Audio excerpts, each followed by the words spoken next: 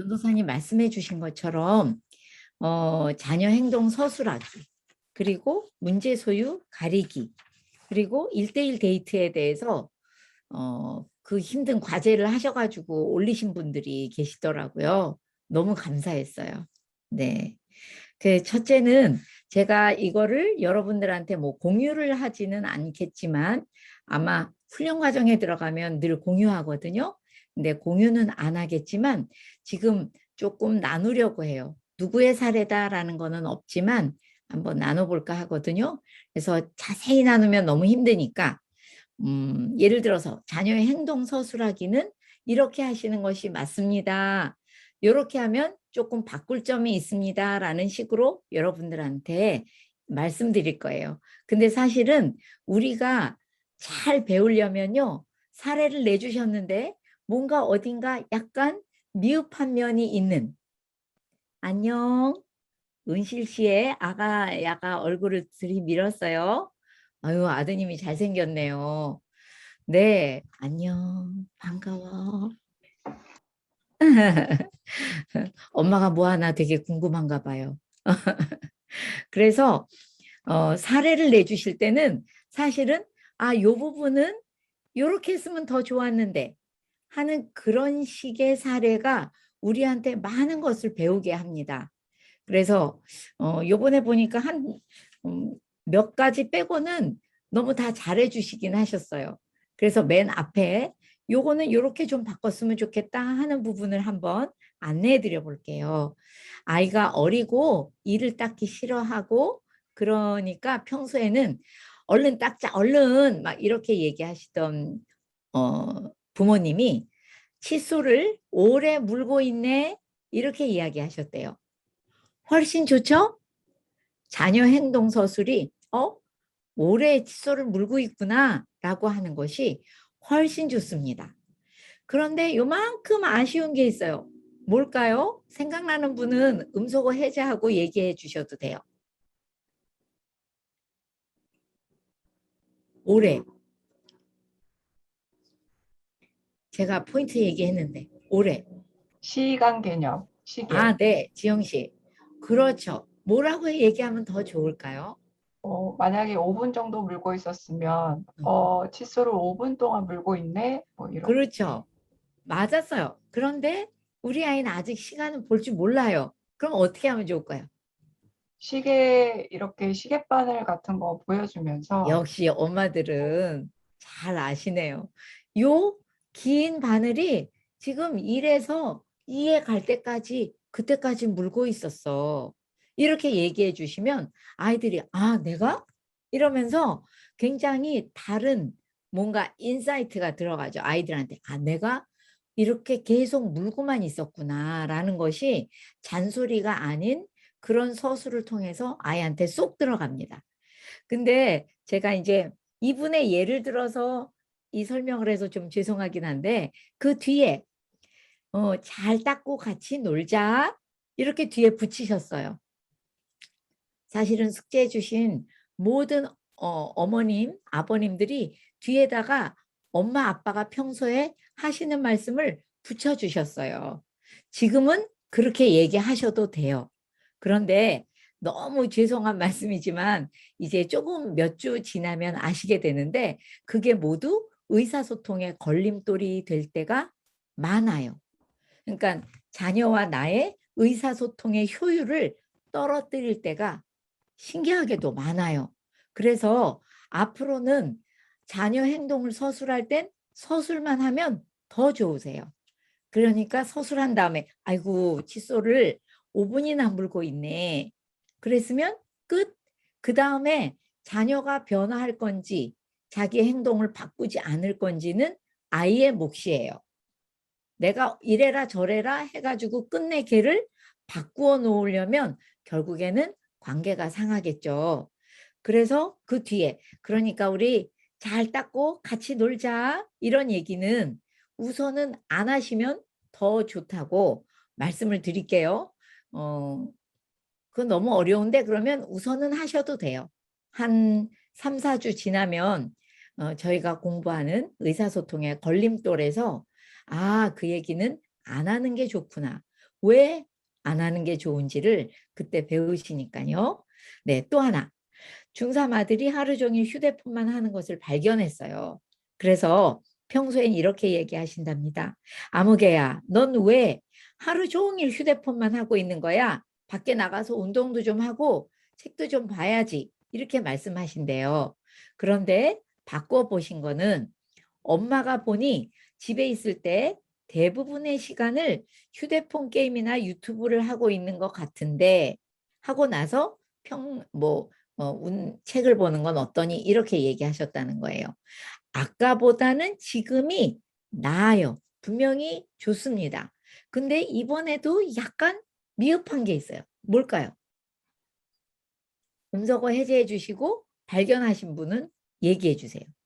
아까하고 비슷해요. 엄마가 보니 집에 있을 때 대부분의 시간을 휴대폰 게임이나 유튜브를 하고 있는 것 같은데 묘사를 잘 하셨는데 뭐가 약간 부족하죠. 아까는 원래 늘 말씀하실 땐 하루 종일이라고 그러셨어요. 조금 억울했겠죠. 설마 하루 종일이야 했겠어요. 그런데 그 다음에는 대부분의 시간을 일하고 하셨어요. 훨씬 낫죠. 그런데 조금 뭐가 아쉬워요? 뒤에 그런 대를 붙인 거. 아, 뒤에 그런데 그냥 서술로 맞아요. 그러네로 끝내야 되는 거.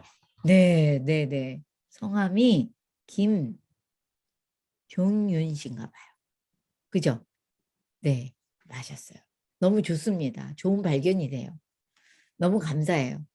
저는 그런데 하고 그 뒤에 얘기는 안 하려고 그랬는데 종윤 씨 때문에 알게 됐네요. 네, 또 있어요. 아쉬운 점이 대부분의 시간. 맞았어요. 맞았어요. 대부분의 시간. 뭐라고 표현하면 좋을까요? 그것도 시간으로. 몇 시부터 지금 3시간 동안 하고 있네. 이렇게 이야기하다 보면 내가 하루 종일이라고 일단 그 이야기를 하는 부모가 내가 하루 종일이라고 말했었는데 알고 보니까 얘가 2시간 정도 했구나. 이거를 알게 되고 아이도 뭔가 비난받는 느낌이 아닌 내가 이만큼 했구나. 엄마가 나를 보고 계시구나. 이렇게 생각하게 될 거라고 생각합니다. 예, 이번에는 너무 잘한 것만 쭉 써놓으신 분이 계세요. 평소 같으면 바닥에 보드게임 설명서 떨어져 있잖아. 주워놔. 이렇게 이야기하셨던 것을 바닥에 설명서가 떨어져 있어. 이렇게 얘기하신대요. 네. 좋죠? 네. 또, 야, 네 물건이 막 이게 뭐냐? 막 소파 위에 이렇게 하면 돼, 안 돼? 엄마가 치우라는 거야? 뭐야? 이런 식으로 얘기를 하셨었다면 내 물건들이 소파 위에 있어. 이렇게. 아주 자녀 행동 서술이 좋죠. 왜 웃으세요? 뭔가 어색하기도 하시죠? 근데 듣는 사람은 어색하면서 되게 좋아요. 네. 또, 야, 내가 너의 영어 오답 체크를 해야 되는데, 학교 갈 옷만 계속 고르느라고 거기 서 있어요. 그래서 평소 같으면, 야, 너 도대체 뭐 앞에 쭉 잔소리하고 몇 시까지 숙제할 건데? 이렇게 이야기하셨던 것을 아무개야, 엄마가 말한 지 1시간이 지났어. 이렇게 얘기했대요. 좋으시죠? 아주 정확하게 잘 하고 계십니다. 또, 야, 어서 치워. 이렇게 이야기하던 분들이 방바닥에 장난감이 펼쳐져 있네. 이렇게 이야기하셨대요. 네, 좋습니다.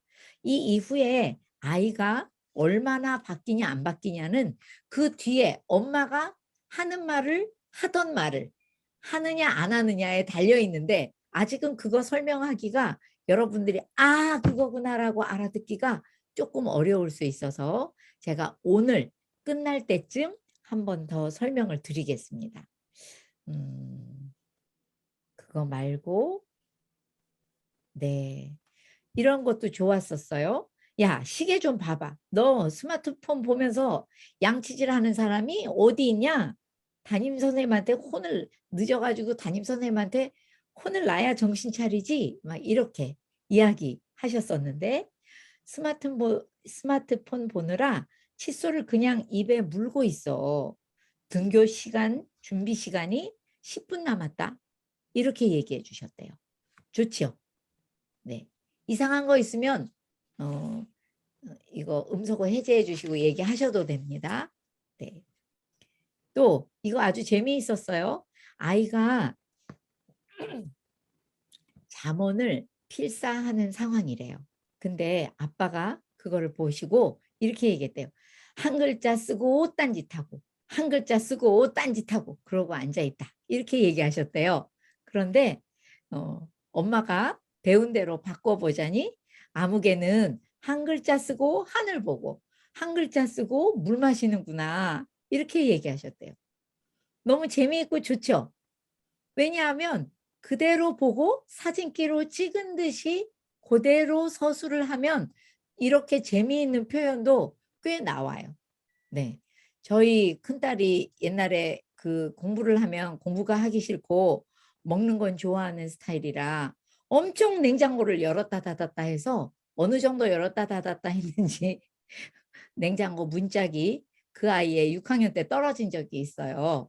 근데 그거를 제가 너 도대체 공부는 안 하고 먹을 것만 자꾸 들여다보냐 이랬었는데 제가 이걸 배운 다음에 예은이가 정확히 체크했다가 몇 분 단위로 나와서 냉장고 문을 여네 이랬더니 자기도 어이가 없나 봐요. 정말 내가 그렇게 자주 여냐고 물어봤던 생각이 나요. 이렇게 한 글자 쓰고 하늘 보고 한 글자 쓰고 물 마시네 이런 얘기는 아이와 엄마의 사이, 아이와 아빠의 사이가 그 아이의 상황은 설명하지만 나빠지는 것이 아니라 도리어 더 좋아질 수 있는 좋은 서술인 것 같습니다. 네. 그리고 이제 문제 소유 가리기를 몇 분이 해놓으셨는데 아주 잘 하셨어요. 뭐 아이하고 배드민턴 치다가 아이가 랠리가 잘 안 되니까 입이 이만큼 나왔대요. 누구 문제 소유예요? 자녀예요? 부모예요? 그렇죠. 자녀 문제 소유예요. 그래서 어머니가 마음을 좀 읽어주셨더라고요.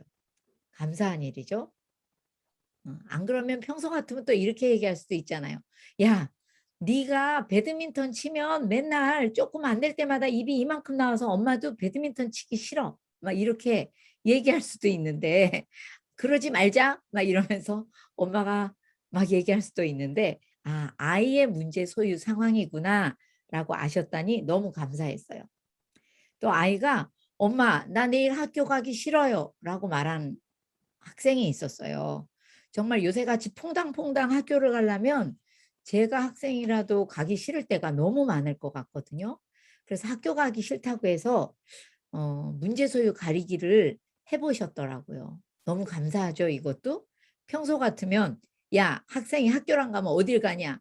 뭐 너 어디 딴 데 갈 데가 있어? 막 이렇게 얘기할 수도 있는데 이제 문제 소유 가리기를 해봤어요. 누구의 문제 소유일까요? 여러분도 한번 생각해 보세요. 네, 맞아요. 자녀가 학교 가기 싫다는 말을 들은 부모도 어려움이 있지만 먼저 문제 소유한 사람이 누군가 보기로 했죠. 그래서 자녀 문제 소유예요. 그래서 자녀 문제 소유라고 적어주셨어요. 그런데 그 다음에 더 좋은 말을 하셨어요. 아마도 이게 문제 소유 가리기를 안 했으면은 이런 말씀을 안 하셨을 것 같은데 문제 소유 가리기를 했기 때문에 이렇게 얘기하신 것 같아요. 무슨 이유가 있니? 내일도 쉬고 싶은 거야? 이렇게 말씀하셨대요. 물론 우리가 앞으로 배우면 이거보다 더 좋은 말이 있지만 이 말씀도 너무 좋은 말씀이에요. 그랬더니 아이가 이렇게 대답했대요. 아니, 사실은 엄마 학교 가면 친한 친구가 없어서 마음이 자꾸만 허전해. 이렇게 얘기했대요. 네가 친한 친구가 없어서 마음이 허전하구나. 학교 가도. 그랬더니 엄마 나 안아주세요. 그래서 안아줬대요. 저는 여기까지만 써주셨는데도 제가 이럴 때 너무 보람을 느끼고 부모님들께 감사한 거 있죠.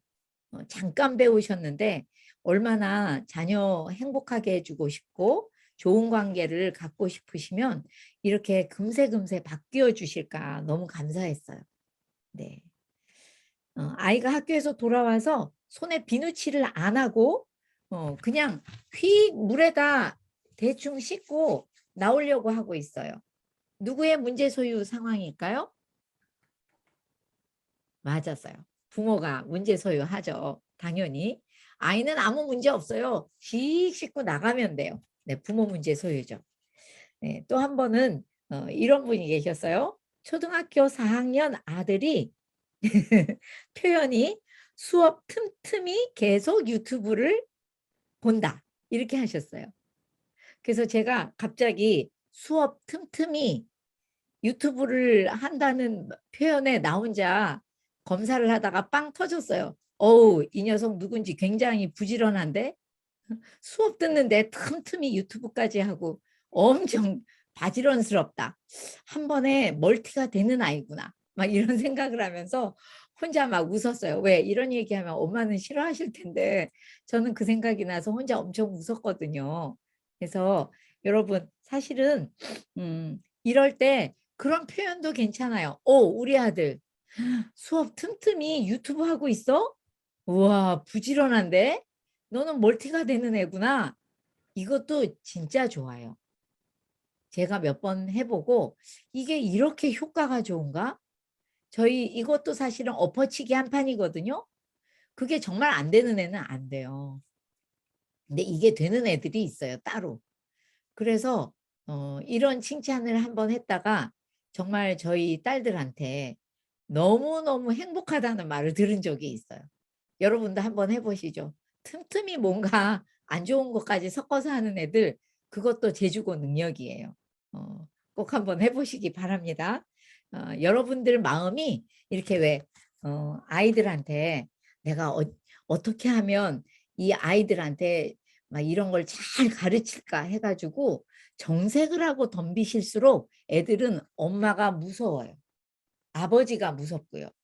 그래서 그거를 제가 캐주얼하다는 표현을 쓰는데 왜 옷도 정장을 입으면 정장을 입었을 때 자세가 나오고 옷도 캐주얼하게 입으면 캐주얼한 마음이 나오듯이 아이들과의 관계가 제가 자주 쓰는 표현이에요. 좀 더 우리나라 부모님들은 캐주얼해질 필요가 있어요.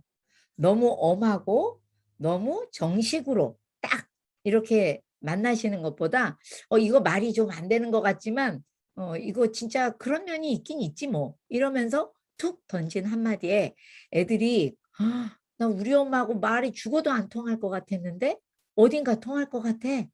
우리 아빠가 이런 말을 할 줄 알아? 우와 숨 쉬겠는데? 이러면서 아이들이 행복해집니다. 그래서 정말 이 아들이 정말 저는 되게 고마웠어요. 근데 이 되게 재밌는 일이 또 하나 있었어요. 이건 제가 왠지 실수한 것 같아. 제가 문제 소유 가리기 할 때요. 지금 누가 힘들지? 이렇게 해야 되는데 제가 가끔 이런 말을 할 때가 있어요. 지금 누가 더 힘들지라는 표현을 제가 쓴 적이 있나요? 있는 것 같아. 왜냐? 어떤 분이 이렇게 왜 지금 누가 힘들지? 이거를 써서 붙이실 때 한 분이 지금 누가 더 힘들지라고 써서 붙이셨더라고요. 근데 이 더자는 만약에 제가 실수로 쓴 적이 있다면 더자는 빼셔야지 돼요. 지금 누가 힘들지? 지금 누구의 감정이 힘들지? 이렇게 쓰셔야지 돼요. 그런데 이 덱은 하여튼 지금 누가 더 힘들지? 라고 쓰셔서 어디에 붙였냐면 그 싱크대 앞에 이렇게 붙이셨대요. 근데 너무 재밌는 일이 벌어졌어요. 뭐냐 하면 그거를 본 자녀가 그거를 읽고 나더니 이거는 네 밥 먹은 거는 네가 스스로 알아서 설거지통에 갖다 놔야지 되지 않겠니? 라는 뜻으로 우리 어머니가 붙여놓으셨구나. 이렇게 생각을 했다는 거예요. 제가 이것도 읽은 다음에 되게 저 혼자 배꼽을 잡고 웃었어요. 저희 딸한테 막내딸한테 야 지금 누가 더 힘들지? 이렇게 써놨더니 문제 소유 가리긴지 모르고 아이가 내 먹은 거는 내가 빨리빨리 싱크대에 딱딱 갖다 놓으라는 뜻이구나 하고 다 갖다 놨다는 그런 얘기를 들려줬답니다. 되게 재밌었을 것 같아요. 그 가정도. 그래서 지금 누가 힘들지? 누구의 감정이 힘들지? 라고 써놓으시는 것이 맞습니다. 더 힘드냐, 덜 힘드냐라는 걸 따지기 시작하면 아이들은 왠지 내가 잘못했다는 거지? 라고 생각하기가 쉬워서 그래요. 네. 이제 또 1대1 데이트. 정말 많이들 잘하셨어요. 어떤 어머니가 이렇게 써주셨네요. 같이 하면, 엄마하고 같이 하면 행복할 것이 뭐가 있냐고 물어보니 아이가 대답을 하고 또 같이 하다 보니 아이가 정말 기뻐하고 행복해 하더라는 거죠. 그래서 너무 이거 가르쳐 주셔서 감사하다는 표현을 쓰셨는데요. 너무 감사합니다. 잘 사용하셔서요. 또 어떤 분들은 비가 오는 날이라 뭐 실내에서 탁구하신 분도 계시고 내가 너무 힘들 것 같지만 갯벌 체험을 같이 했더니 갯벌 체험을 하다가 나도 너무 재미있었다.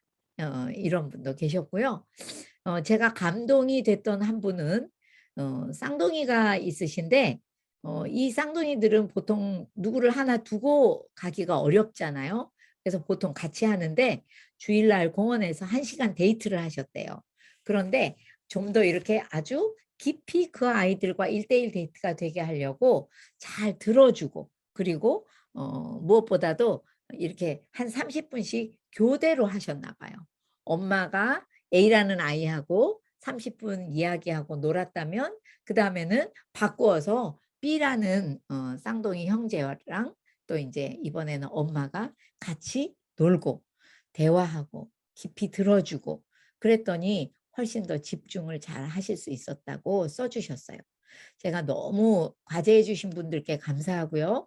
지금도 과제하신 분들은 더 귀에 쏙쏙 들어오시리라 생각합니다. 그런데 이 과제를 끝내고 제가 이 말씀은 꼭 드려야 되겠다 하는 이야기가 생각났어요. 뭐냐면 아이들이 유튜브를 하건 디지털 기기를 보고 있건 이럴 때 여러분들 되게 마음이 불안하시죠? 되게 걱정도 많이 되시고 마음이 두려움이 굉장히 크실 거예요. 사실 그렇게 걱정이나 두려움이 있는 분들이 아주 정확한 거예요. 그렇게 보시는 게 맞아요. 그런데 그거는 약간 그 기도 때 하나님께 그 아이들이 어떤 디지털 기기로부터 차단되기를 자기가 잘 취사 선택하기를 기도하시고 이 아이를 볼 때 그 보는 상황에서 두려움을 느끼거나 걱정을 많이 하시는 것은 정말 도움이 안 됩니다.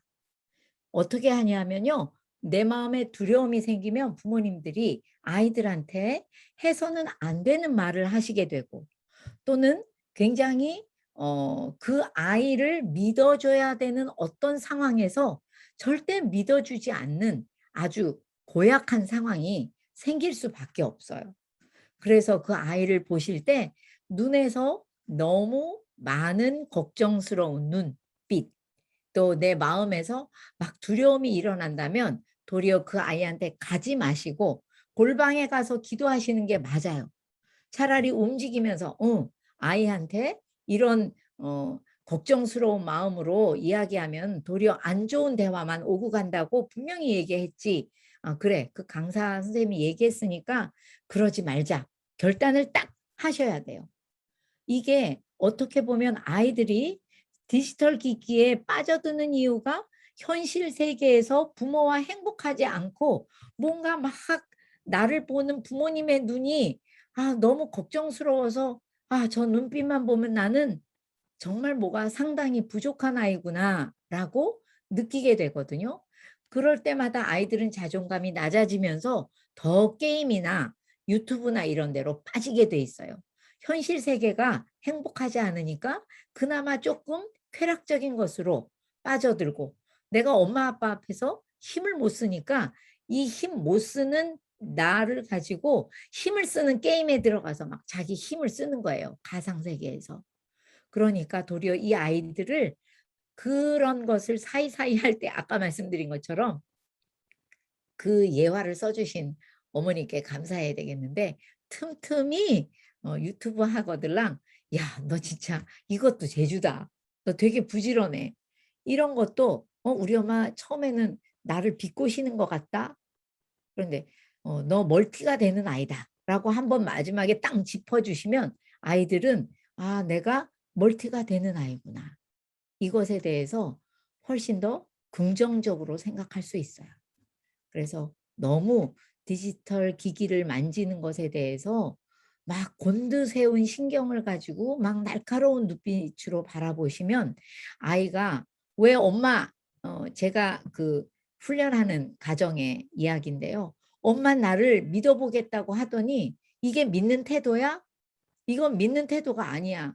엄마는 절대 나를 안 믿어. 그러면서 굉장히 애가 괴로워했다는 거예요. 우리가 아이한테 속는 한이 있어도 믿어주는 것은 매우 중요합니다. 왜 속는 한이 있어도 믿어주는 게 좋을까요? 제가 아는 어느 교수님의 글에 써 있었는데요. 아주 어렸을 때 맨날 점수를 고쳐서 가져갔대요. 그런데 한 번은 간도 크게 석차까지 고쳤대요. 그래가지고 1등이 돼버렸어. 그랬더니 아버지가 한 마리밖에 없는 소를 팔아서 동네 잔치를 하신 거예요. 팔은 게 아니고 잡은 거지. 잡아서 동네 잔치를 하셨대요. 이 아이가 얼마나 정말 회개를 하고 마음이 아프고 쓰라린지 그때부터 공부를 열심히 해서 교수가 된 거예요. 다 늙어서 아버님한테 아버지 내가 그때 사실은 몇 학년부터 몇 학년까지 늘 제 성적표를 고친 거예요. 너무 죄송했어요. 아버지가 그때 소를 파셨을 때 제가 정말 너무 마음이 아팠습니다. 그랬더니 그 아버님 말씀이 알고 계셨다고. 내가 알고 있었다. 근데 적어도 네가 얼마나 1등이 하고 싶었는지 그 마음을 내가 알았다. 그래서 너를 용기를 나게 해주고 싶어서 내가 그때 그 소를 팔았지. 그 소를 잡았지. 그러셨다는 거예요. 저 그때 그 얘기 듣고 많이 울었거든요. 부모는 속는 한이 있어도 아이를 믿어주셔야 아이는 제자리에 오지. 내가 너를 절대 너한테는 안 속는다. 내가 바보냐? 너한테 속게. 이러면서 내가 얼마나 똑똑한지를 보여주다 보면 아이는 바보가 되죠. 그럴 수밖에 없답니다. 우리나라 부모님들 자녀 앞에서 너무 똑똑한 모습 보여주시는 거 좋기만 하지는 않다는 것을 아셨으면 하는 마음에서 말씀드렸고 특별히 디지털 기기 만질 때 너무 두려워하시지 말라고 말씀드리고 싶어요. 제가 그냥 하는 말 아니고요. 제가 드리는 말씀은 제가 이렇게 안내해 드렸더니 벌써 어머님들이 그렇게 하신 다음에 정말 애가 달라지고 있어요 라는 보고를 늘 받는 것만 여러분들한테 말씀드리기 때문에 꼭 한번 여러분들이 바뀌어 보시기를 바랍니다. 네, 드디어 오늘 시작합니다. 이렇게 과제가 생기면 이야기가 길어지죠. 이번 주는 자녀의 감정이 힘들 때 부모는 들을 차례입니다. 여러분 생각해 보세요. 지금 현대에 모든 것이 바뀌죠. 모든 것이 바뀌는 정도가 아니라 모든 게 엄청 빨리 바뀌는데요. 정말 잘 안 바뀌는 게 있어요. 뭐냐면 부모들이 자녀하고 갈등이 있을 때 크고 작은 갈등이 있을 때 그걸 어떻게 해결하느냐 하는 것에 있어서는 옛날과 지금이 거의 비슷해요. 어떻게 비슷할까요? 부모들이 주로 자신의 생각이 관철되어야 한다는 쪽으로 밀어붙이는 것이 정말 많이 비슷해요. 정말 현대에 와가지고 모든 게 바뀌었죠. 바뀐 정도가 아닌데 우리 부모들은 항상 자녀를 이겨야만 한다고 생각해요. 왜? 내가 옳다고 생각하죠. 사실 여러분들이 2학기를 하시게 될지 모르겠는데 하여튼 2학기 상담 코칭 훈련에서 이제 코칭 훈련을 하시다 보면 내 자녀가 옳고 나는 틀릴 수도 있다 라는 중요한 생각을 하시는 훈련을 하게 돼요. 사실 그렇습니다. 우리 자녀들이 더 맞을 때가 있고요. 우리 자녀들이 더 효율적일 때가 있어요. 근데 우리는 늘 이겨야 된다 생각하고 내 생각을 관철해야 된다 생각을 하는데 그래서 야, 내가 오늘도 잘했어. 내 뜻이 관철됐어. 아니야. 아이, 나 오늘 쟤한테 왠지 진 느낌인데? 이렇게 생각하실 수 있는데요. 혜정 씨 아드님이 자꾸 드다봐요. 애들이 저렇게 좋아할 수가 없어요. 그런데 실제로는 어떤 일이 벌어지는 걸까요? 실제로는 관계가 깨지고 있는 거예요. 네가 이길 거야, 내가 이길 거야 할 때마다 관계가 깨지고 있는 거지. 아, 내가 잘했어. 이번에 내 의견을, 내 생각을 관철했어. 이거는 맞지 않아요. 굉장히 그래서 우리는 PET에서 문제 소유 가리기가 그래서 중요합니다. 누가 힘든지에 따라서 들어줄 때도 있어야 하고 말해야 될 때도 있다는 거죠. 자, 그래서 오늘 그 네모난 그 수영 도식이라고도 우리가 하는데 그걸 한번 보겠습니다. 맨 위에는 자녀가 그러니까 자녀일 수도 있고 내가 아닌 상대방 배우자일 수도 있죠. 자녀 문제 소유일 때 이때는 다른 말로 하면 자녀의 감정이 힘들 때죠. 이때는 부모가 뭐 할 차례라고요? 부모는 들을 차례인데 거기에다 하나 써놓으셔도 좋겠어요. 이때 자녀의 감정이 힘들기 때문에 부모의 역할은 돕는 역할이에요. 돕는 역할. 근데 어떻게 도와줄 거냐 하면 들어주고 공감해서 도와줄 거예요. 다시 한번 말씀드릴게요. 자녀가 감정이 힘들 때이기 때문에요. 이때는 우리가 돕는 역할이고요. 돕는 역할은 어떻게 할 거냐 하면 들어주고 공감해 주면서 도와줄 거예요. 아이들이 제일 좋아하는 돕는 역할이에요. 우리는 뭔가 자꾸만 해결책을 줘서 그 아이들을 도와야 된다고 생각할 때가 있으시거든요. 세상에서 아이들이 제일 많이 망가지고 제일 싫어하는 돕는 역할이에요. 부모가 뭔가를 넌 이렇게 하면 되는데 저렇게 해서 그런 거야 라고 얘기할 때마다 애들은 무너져요. 어떻게 무너지냐면 아니 내가 얼마나 똑똑하지가 못하고 내가 얼마나 이 판단력이 옳지 않으면 모든 문제에 대해서 우리 엄마 아빠가 저렇게 항상 충고를 하고 해결책을 제시해 줄까? 내가 바보구나. 이런 얘기를 아이들이 하진 않아요. 그런데 무의식 속에서 계속 듣는 잔소리와 계속 듣는 문제 해결책 제시를 부모로부터 들을 때마다 아, 나는 진짜 얼빵하구나. 내가 이거 문제 해결할 능력이 없다고 보고 계시는구나. 이렇게 생각하고 실제로 아이들은 굉장히 자존감이 떨어지고요. 자기 문제를 자기가 절대 해결하지 않습니다. 제가 또 한 번 말하지만 정말 이번 학기에 제 강의를 들으시는 동안만이라도 제 강의의 내용과 지식 기반에 대해서 신뢰를 갖고 한번 그대로 해보세요. 절대로 여러분들이 손해보는 일은 1도 없으실 겁니다. 아이들을 도우실 때 아, 얘가 힘드네 그러면 들어주고 공감하는 게 아이들이 세상에서 제일 좋은 부모를 만났다고 생각하는 상황이 될 겁니다. 그래서 이렇게 들어주고 공감할 때마다 아이들은 이런 생각을 해요. 우리 엄마 아빠는 내 편이야. 야, 내 친구들 들어보면은 저런 얘기 안 해주던데 우리 엄마는 항상 내 마음을 알아주고 우리 아빠는 요새 뭔가 막 말을 많이 하더니 내 말을 더 들어주고 공감을 해주시네. 그럴 때마다 엄마 아빠가 내 편이구나라고 느끼고 그럴 때마다 뭐가 생기냐면 마음의 힘이 생겨요. 마음의 힘이. 요새 애들이요, 마음의 힘이 없어서 큰일 났어요. 여러분들 기회가 되신다면 제 부모 면허 책도 읽으시면서 이 강의를 들으시면 좋을 것 같은데요. 거기에 자세히 써놨어요. 아이들의 마음에 힘이 없어서요.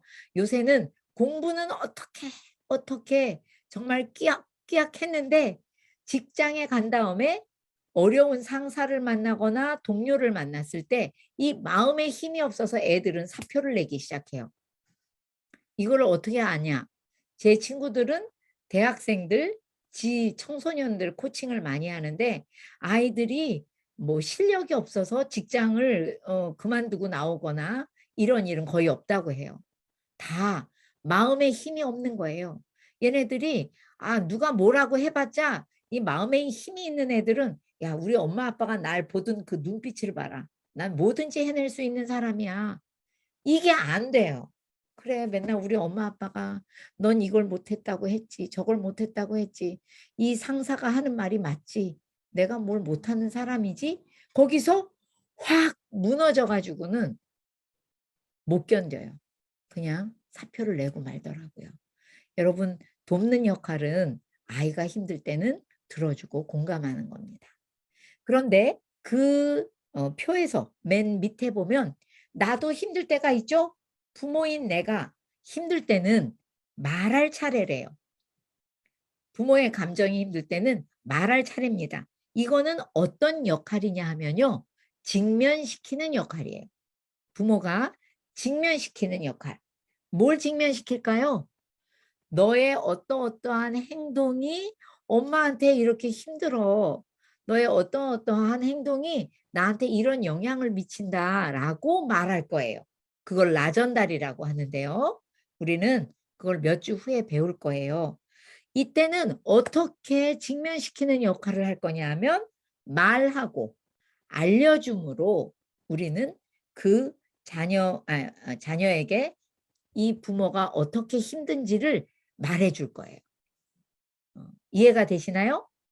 내가 부모가 어떻게 힘든지, 어떤 영향이 있는지, 너의 행동에서 어떤 영향을 받았는지를 말해주고 알려주면서 직면시킬 거예요. 어떤 부모님들은 이런 얘기하면 그런 얘기를 어떻게 해요? 애 힘들잖아요. 이렇게 말씀하시는 분도 계세요. 근데 솔직히 말해서 그때 도리어 잘 이야기하고 알려주시지 않고 무조건 참으면 참았다 나중에 뭐만 남았어요? 뻥 하고 터지겠죠. 그래서 뭐 두 뿔 달린 엄마처럼 두 뿔 달린 아빠처럼 막 이상한 말 안 해야 하는 말 다 쏟아내는 그런 거보다 훨씬 좋다는 거를 여러분들이 아시게 될 겁니다. 자, 그래서 오늘 전주에 우리가 문제없는 영역을 좀 했기 때문에 전주에도 말씀드렸지만 이 가운데 문제없는 영역이 천금같이 귀한 시간이에요. 소비하지 마시고 이때 좋은 대화하고 1대1 데이트를 하실수록 이 문제없는 영역이 위아래로 넓어지죠. 이렇게 좁았던 가정에 문제없는 영역이 넓어지잖아요. 그러면 정말 감사하게도 자녀가 힘든 그 문제 소유한 영역도 좁아지고요. 부모가 힘든 영역도 점점 좁아지게 돼 있어요. 그게 우리가 가장 목표로 하는 거기 때문에 이거는 문제없는 영역에서 하는 것은 정말 여러분들이 훈련이 되고 습관이 되시는 것이 좋다고 말씀드리고 싶습니다. 자, 이제 그 밑에 드디어 한번 읽어볼까요? 문제 소유 가리기를 해보니 자녀의 감정이 힘들다면 부모는 들을 차례이다. 경청에는 그런데 몇 가지가 있다고요? 2가지가 있대요. 하나는 소극적인 경청이고 또 하나는 적극적 경청이에요. 여러분들 평생에 오늘 이거를 배우실 수 있게 된 것은 정말 제 인생을 돌아보니 여러분들의 인생에, 여러분의 자녀의 인생에 획을 긋는 중요한 날이라고 저는 말씀드리고 싶어요. 이 소극적 경청은 제가 듣기가 좀 불편해요. 소극적 경청? 이거보다 더 좋은 말이 없을까? 하다가 제가 붙인 이름이 기본적 경청이에요. 이게 굉장히 기본으로 깔려 있어야만 하는 거예요. 뭐냐 하면 자녀가 힘들 때 일단 부모는 뭐 해야 될까요? 침묵해야 되겠죠. 조용히 있어야 되겠죠. 조용히 있고 그다음에 주의 기울이기란 이런 거예요. 엄마가 지금 막 설거지를 하고 있어요. 근데 뒤에서 애가 이러고 들어와. 엄마, 엄마 이러고 들어와. 그러면 빨리 뭐부터 해봐야 돼요? 잠깐 지금 누가 힘들지? 생각하셔야죠. 이거 안 하면 이제 말하시면 안 돼요. 가만히 있어. 지금 누가 힘들지? 애가 울고 있어요. 그러면 누구의 문제 소유예요? 그렇죠. 자녀의 문제 소유예요. 자녀가 힘든 거죠? 그러면 나는 뭐 할 차례예요? 들을 차례예요. 그러니까 그때 주의를 딱 기울여 주셔야지 돼요. 이 기본적 경청 중에 그건 뭘 말하냐면요. 설거지를 하다가 보통은 우리가 이럴 때 많아. 우는 소리 들리면 아유 또 왜? 막 이럴 때 많아. 그냥 설거지하고 창밖에 내다보면서 아 왜? 이럴 때가 많아요. 근데 그게 아니라 주의 기울이기는 뭐냐면 일단 몸의 방향을 그 아이가 있는 곳으로 돌려서 그 아이가 키 작은 어린아이라면 눈높이도 맞추어 주는 거. 그리고 눈을 바라보는 거. 이게 주의 기울이기예요. 근데 우리나라 분들이 의외로 이야기할 때 눈을 안 본답니다. 얼굴을 잘 안 마주쳐요. 근데 정말 서양에서는 이거보다 더 큰 신뢰가 없거든요. 되게 무시당하는 기분이 들 때가 우리도 있잖아요. 그래서 이 주의 기울이기, 이게 굉장히 중요한 겁니다. 아이가 힘들어하는 상황에서 주의를 기울여 준다는 것은 내 몸의 방향을 그 아이를 향해서 돌리고 눈을 마주치고 키 높이도 낮추고 이런 것이 굉장히 중요한 주의 기울이기예요. 이건 기본적인 경청인 거죠. 그리고 그 아이가 얘기할 동안 이런 엄마들이 계세요. 저를 좀 보세요.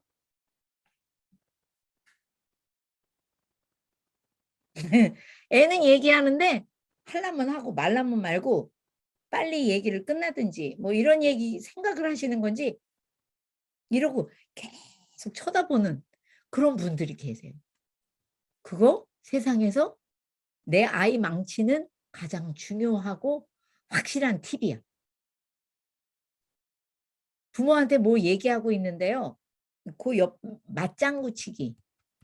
이게 없는 부모들이 너무 많아요. 이거 없잖아요. 애들이 겉으로 보기에 어떤지 모르지만 속으로 엄청 눈치를 봅니다. 내가 지금 말하는 것을 이 부모가 좋아할까? 안 좋아하나? 생각이 너무 많아서 급 자신감이 떨어지고 급 뭐라고 말하려고 했었던 내용도 잊어버릴 때가 있어요. 여러분 생각해 보세요. 부모 앞에서 뭔가 얘기하려던 애가 급 자신감이 떨어져서 뭘 말하려고 했었는지 깜빡 잊어버릴 정도의 아이라면 사회생활할 때 누구 앞에 가서 무슨 얘기인들 자신 있게 당당하게 할 수가 있겠어요. 제가 볼 땐 결코 그거는 어려운 일이에요.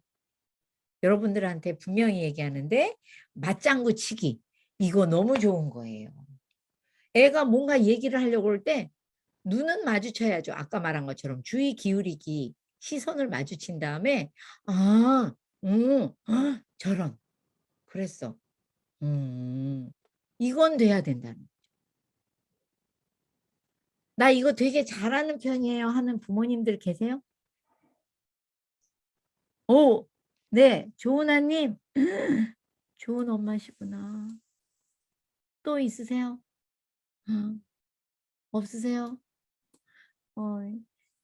네, 양혜민님. 네, 제가 여러분들 이름을 매일 부르면서 기도하는데 얼굴을 볼 수 있으면 참 좋은데 안 보이는 분들이 계셔서 좀 슬프지만 하여튼 네, 정말 좋은 엄마세요. 이게 굉장히 중요한 겁니다. 그랬어? 어머, 그렇구나.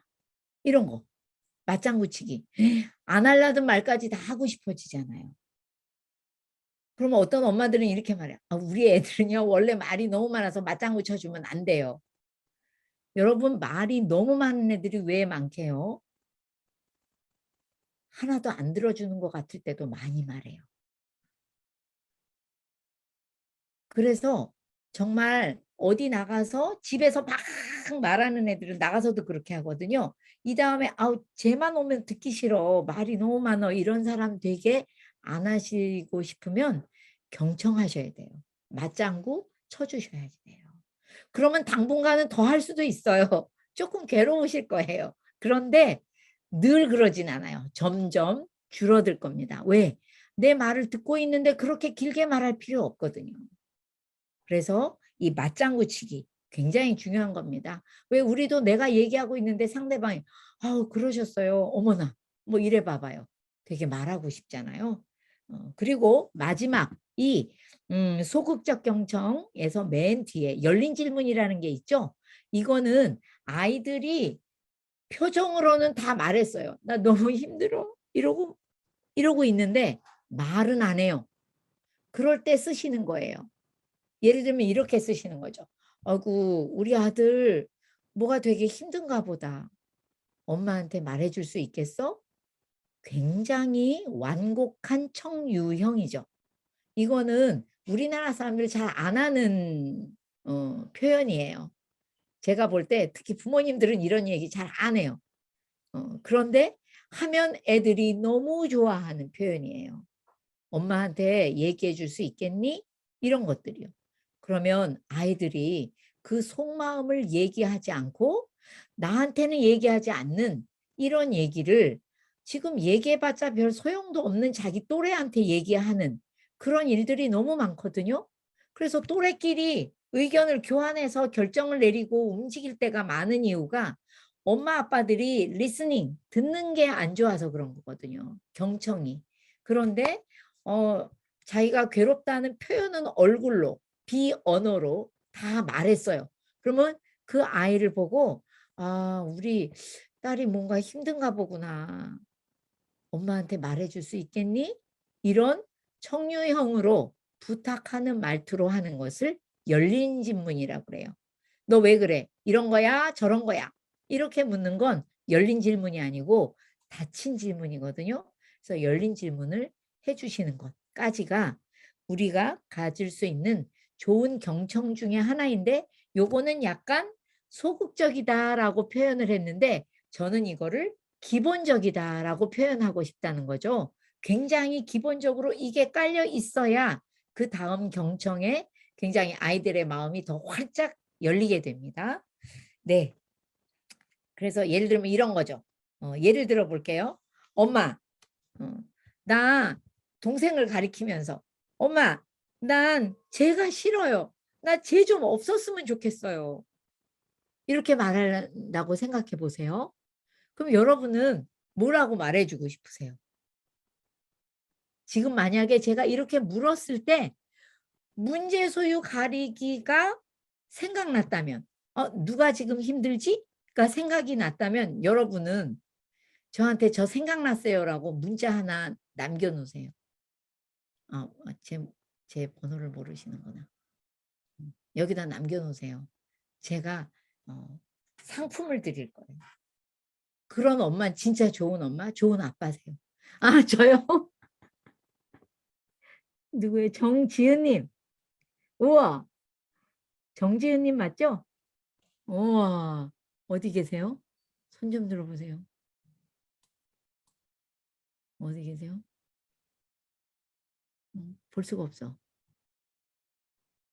네, 제가 못 본 건가요? 자, 하여튼 야 대단하시다. 이런 분이 계셔야 돼요. 제가 뭐 얘기했었는지 지금 잠깐 까먹었어요.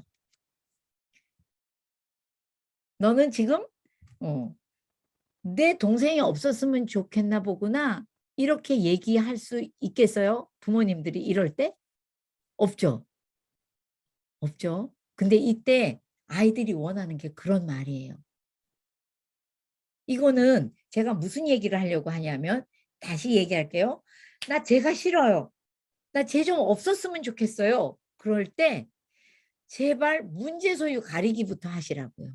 지금 누가 힘들지? 그 말을 괜히 할까요? 괜히 할 리가 절대 없어요. 정말 없어요.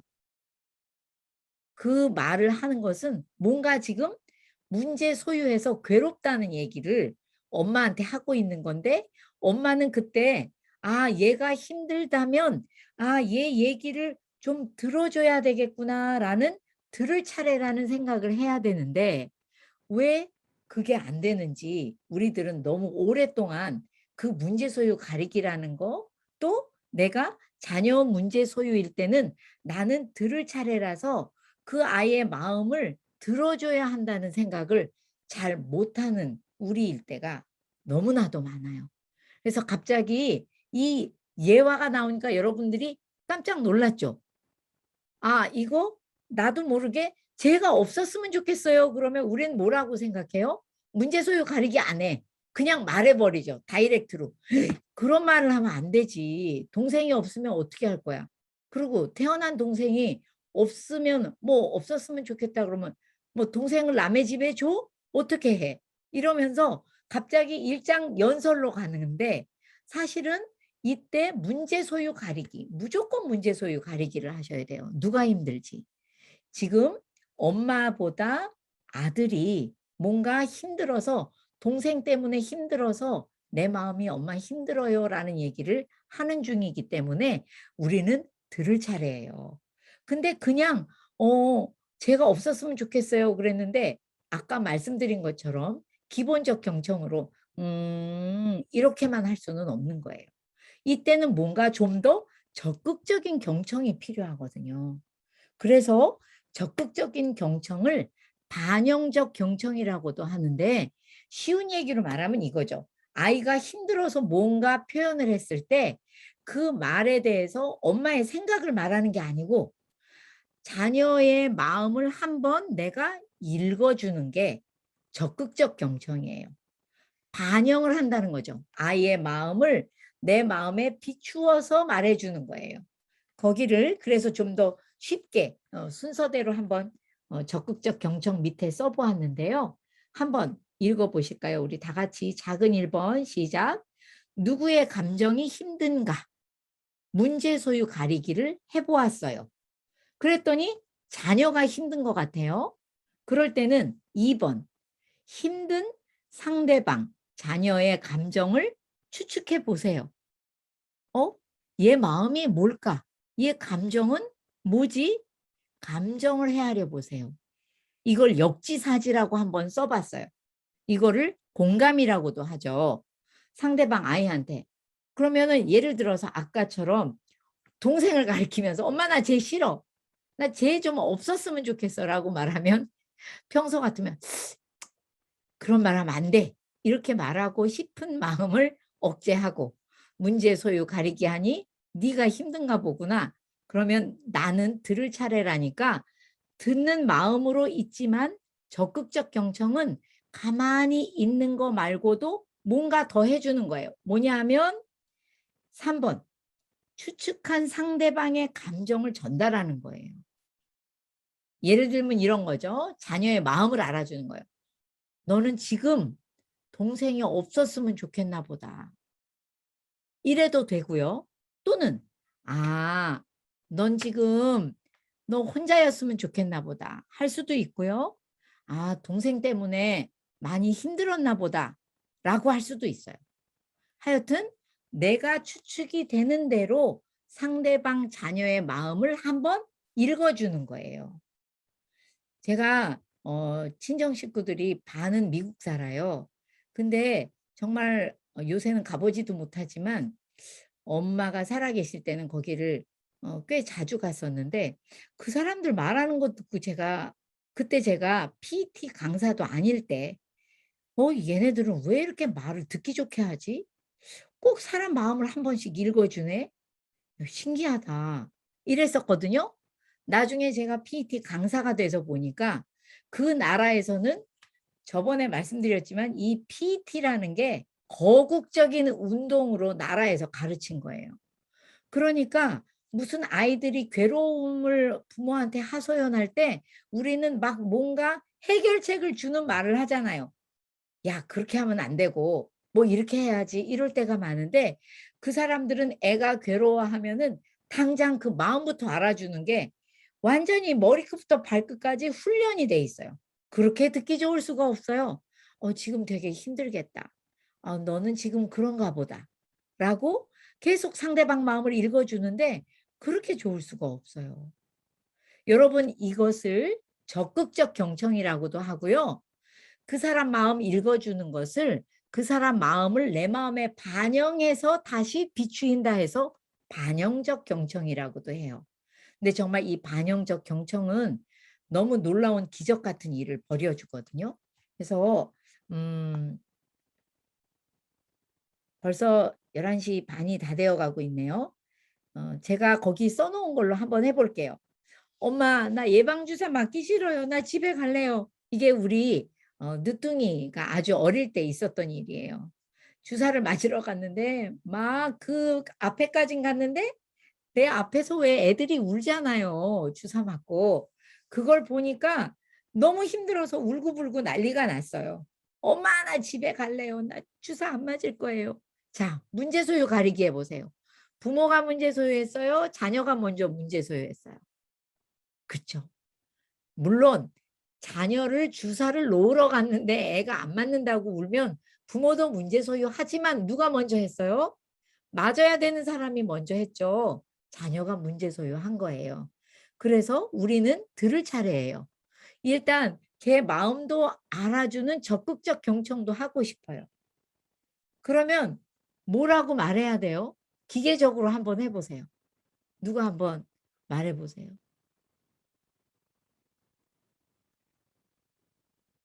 네. 여성의 씨가 분명히 입을 달싹달싹 하셨으니 음소거 해제하고 얘기해 줘 보세요. 감사해요. 네가 주사 맞기가 싫구나. 네. 너무 기계적인 것 같지만 정답. 어, 우리 딸 주사 맞기가 싫구나. 저는 그때 이렇게 말했어요. 이렇게 말해야 되는 건데 이렇게 말하면 집에 가자고 뭐 어떡하지? 그러면서도 우리 정은이가 주사 맞는 게 너무 무서운가 보구나. 그랬더니 엄마 나 너무 무서워. 빨리 집에 가 집에 가 집에 가. 그때 5살인가 4살일 때니까 뭐 정신 못 차리고 무서워하더라고. 집에 가요 집에 가요. 막 끌고 벌써 문을 열었어요, 걔가. 그래서 제가 머릿속이 하얘졌어요. 이거 PET 분명히 배웠는데 문제소유 가리기 했는데 애가 힘든데 들을 차례인데 들어줬는데 그러면 가야 되나? 근데 정말 그때는 애가 너무 무서워하고 자지러져 갖고 너 정말 집에 가고 싶은가 보다 했더니 엄마 정말 제발 집에 가요. 그래서 제가 어떻게 할게요? 집에 왔어요. 그리고 집에 와서도 그 마음을 한 번 더 읽어줬어요.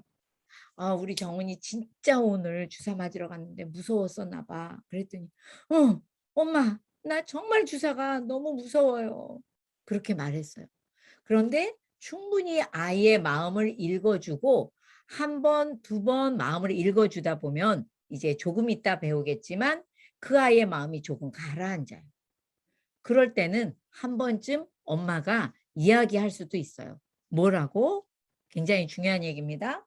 뭐라고 얘기할 수가 있냐면 그런데 말이야 정은아 이 주사를 안 맞았다가 전염병에 걸리면 너무너무 위험해. 끝.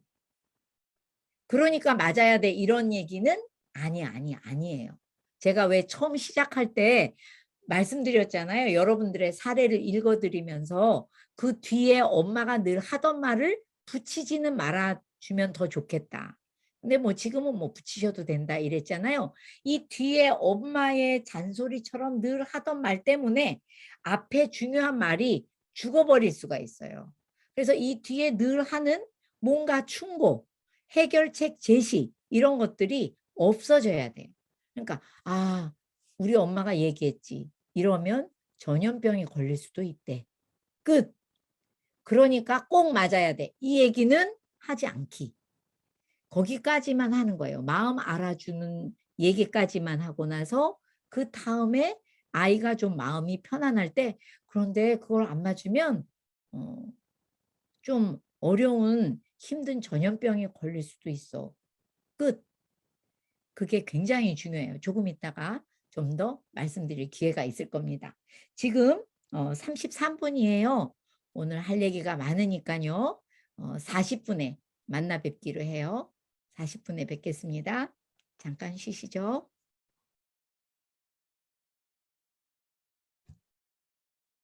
아까 제가 이렇게 채팅 올라오는 거를 그렇게 빨리빨리 잘 보는 그 능력이 없어요.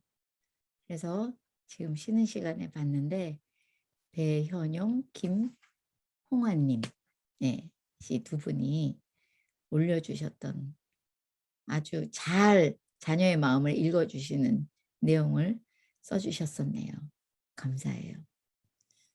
사실 아이들이 동생이 없었으면 좋겠어요. 이런 말에 부모가 공감해 주는 게 그렇게 쉽지가 않아요. 왜 안 쉬울까요? 네, 굉장히 중요한 질문이고 답인데요. 아시는 분. 특별히 그런 말, 동생이 없었으면 좋겠어요. 나는 고아였으면 좋겠어요. 이런 얘기는 진짜 들으면 가슴이 찢어져가지고 공감하기가 어려워요. 그런데 걔는 그 말을 통해서 하고 싶은 다른 말이 있는 거거든요. 근데 그 말에 우리가 공감하기 어려운 건 왜 어려울까요? 여러 가지가 이유가 있는데요. 그냥 제가 말씀드릴게요.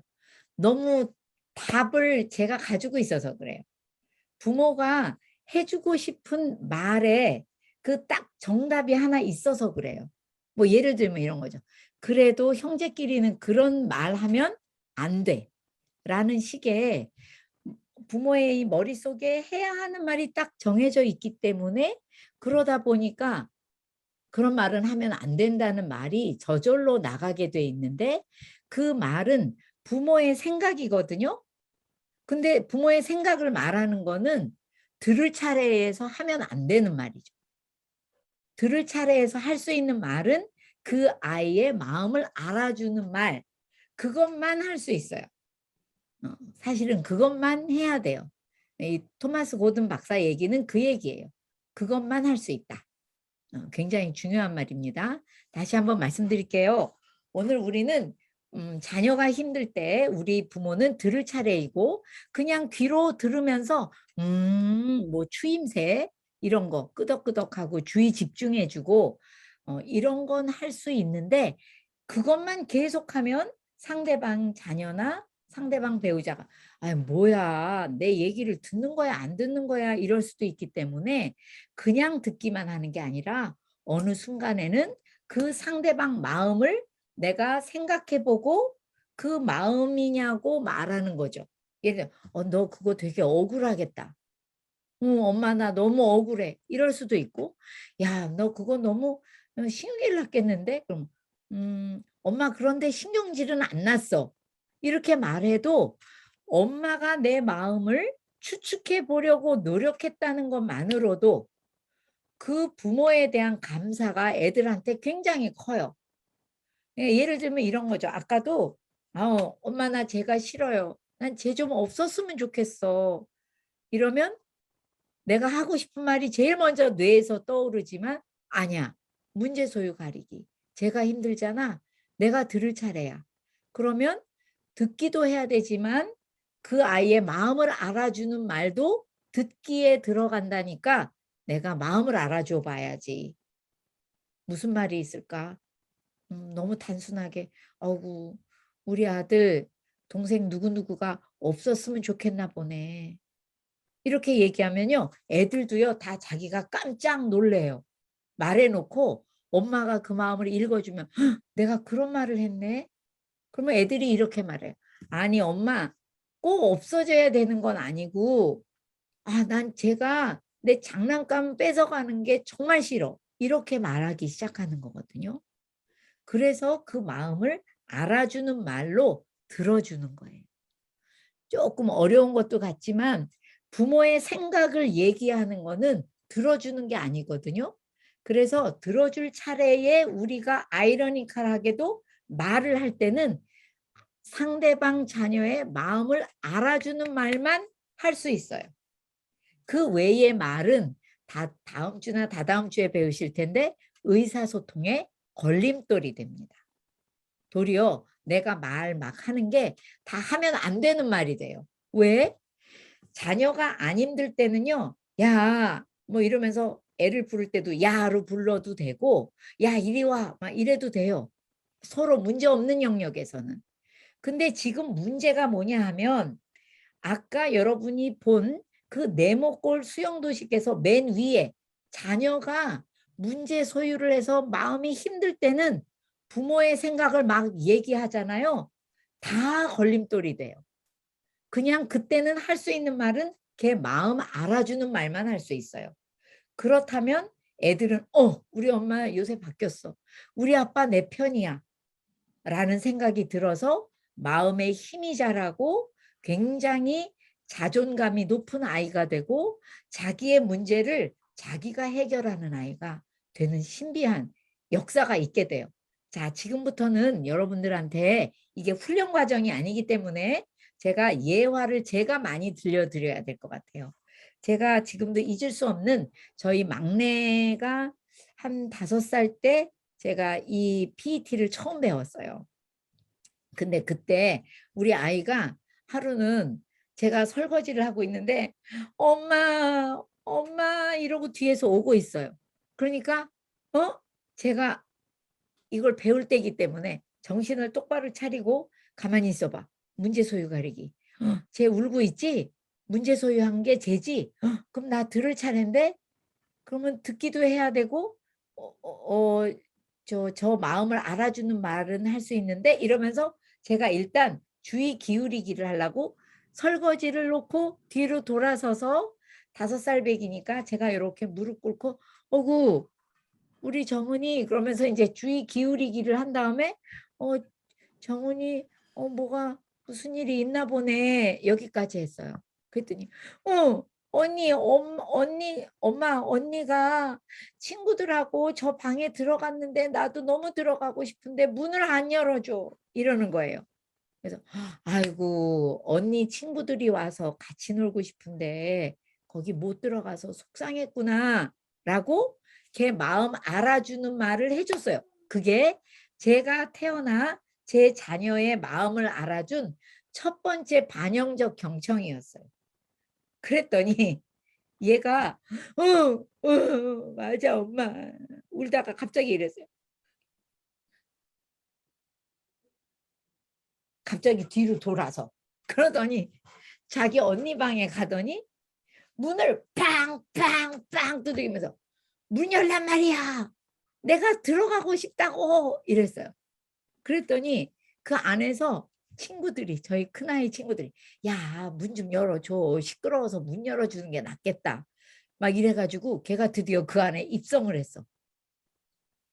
그런데 입성을 할 때 나를 딱 쳐다보더니요. 이런다?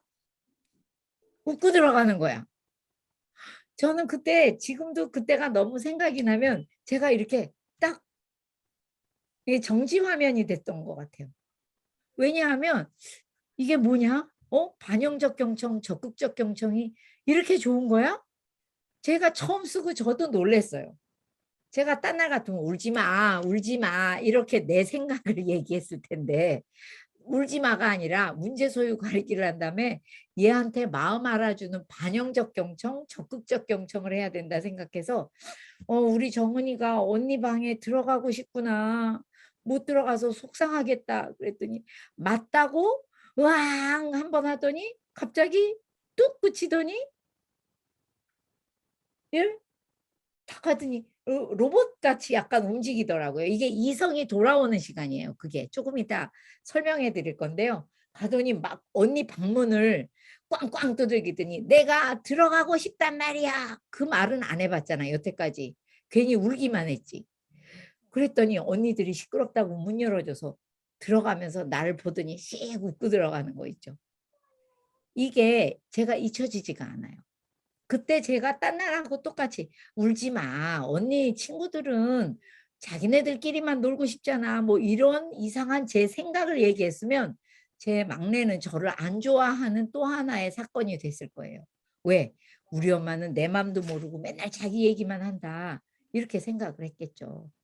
제가 영화부 교사거든요.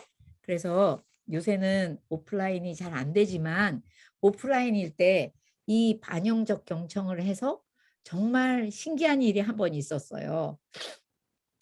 지금 여기 나온 효진 씨의 아기보다 약간 더 어린 아기가 그 남자아이인데 아빠하고 얘기하다가 왕 하고 울었어요. 보니까 뭔가 아빠가 뭘 이렇게 하면 안 되고 저렇게 하라고 얘기했는데 자기 마음에 안 들었나 봐요. 이러고 있더니 나중에 왕 하고 울어버렸어요. 근데 얘가 너무 많이 우니까 지금 전도사님 설교를 하셔야 되는데 막 정신이 하나도 없잖아요. 애들이 왕 하고 울면 진짜 크잖아요, 그 소리가. 그래서 할 수 없이 이제 영화부 할머니인 제가 걔 옆에 갔어요. 그래서 아무개야, 아유 아빠하고 얘기하다가 너무 속상한 일이 있었나 봐. 그랬더니 응 이러면서 계속 우는 거예요. 아이고 얼마나 속상하면 이렇게 막 커다랗게 울까. 진짜 속상했나 보네 이랬어요.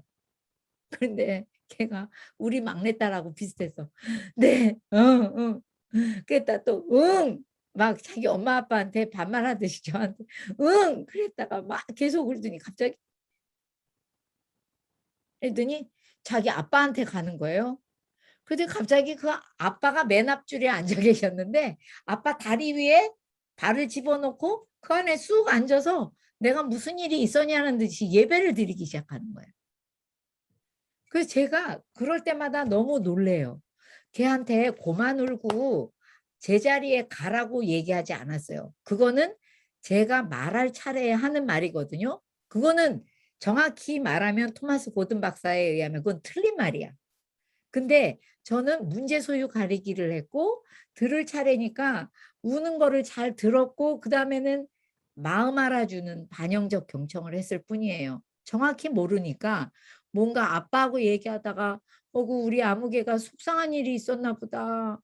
어떡하지? 그랬더니 응 그러고 또 계속 울다가 이렇게 울 만큼 많이 속상했나 보네 했더니 응 그러고 또 울다가 갑자기 다 울었나? 왜 이렇게 갑자기 빨리 그치지?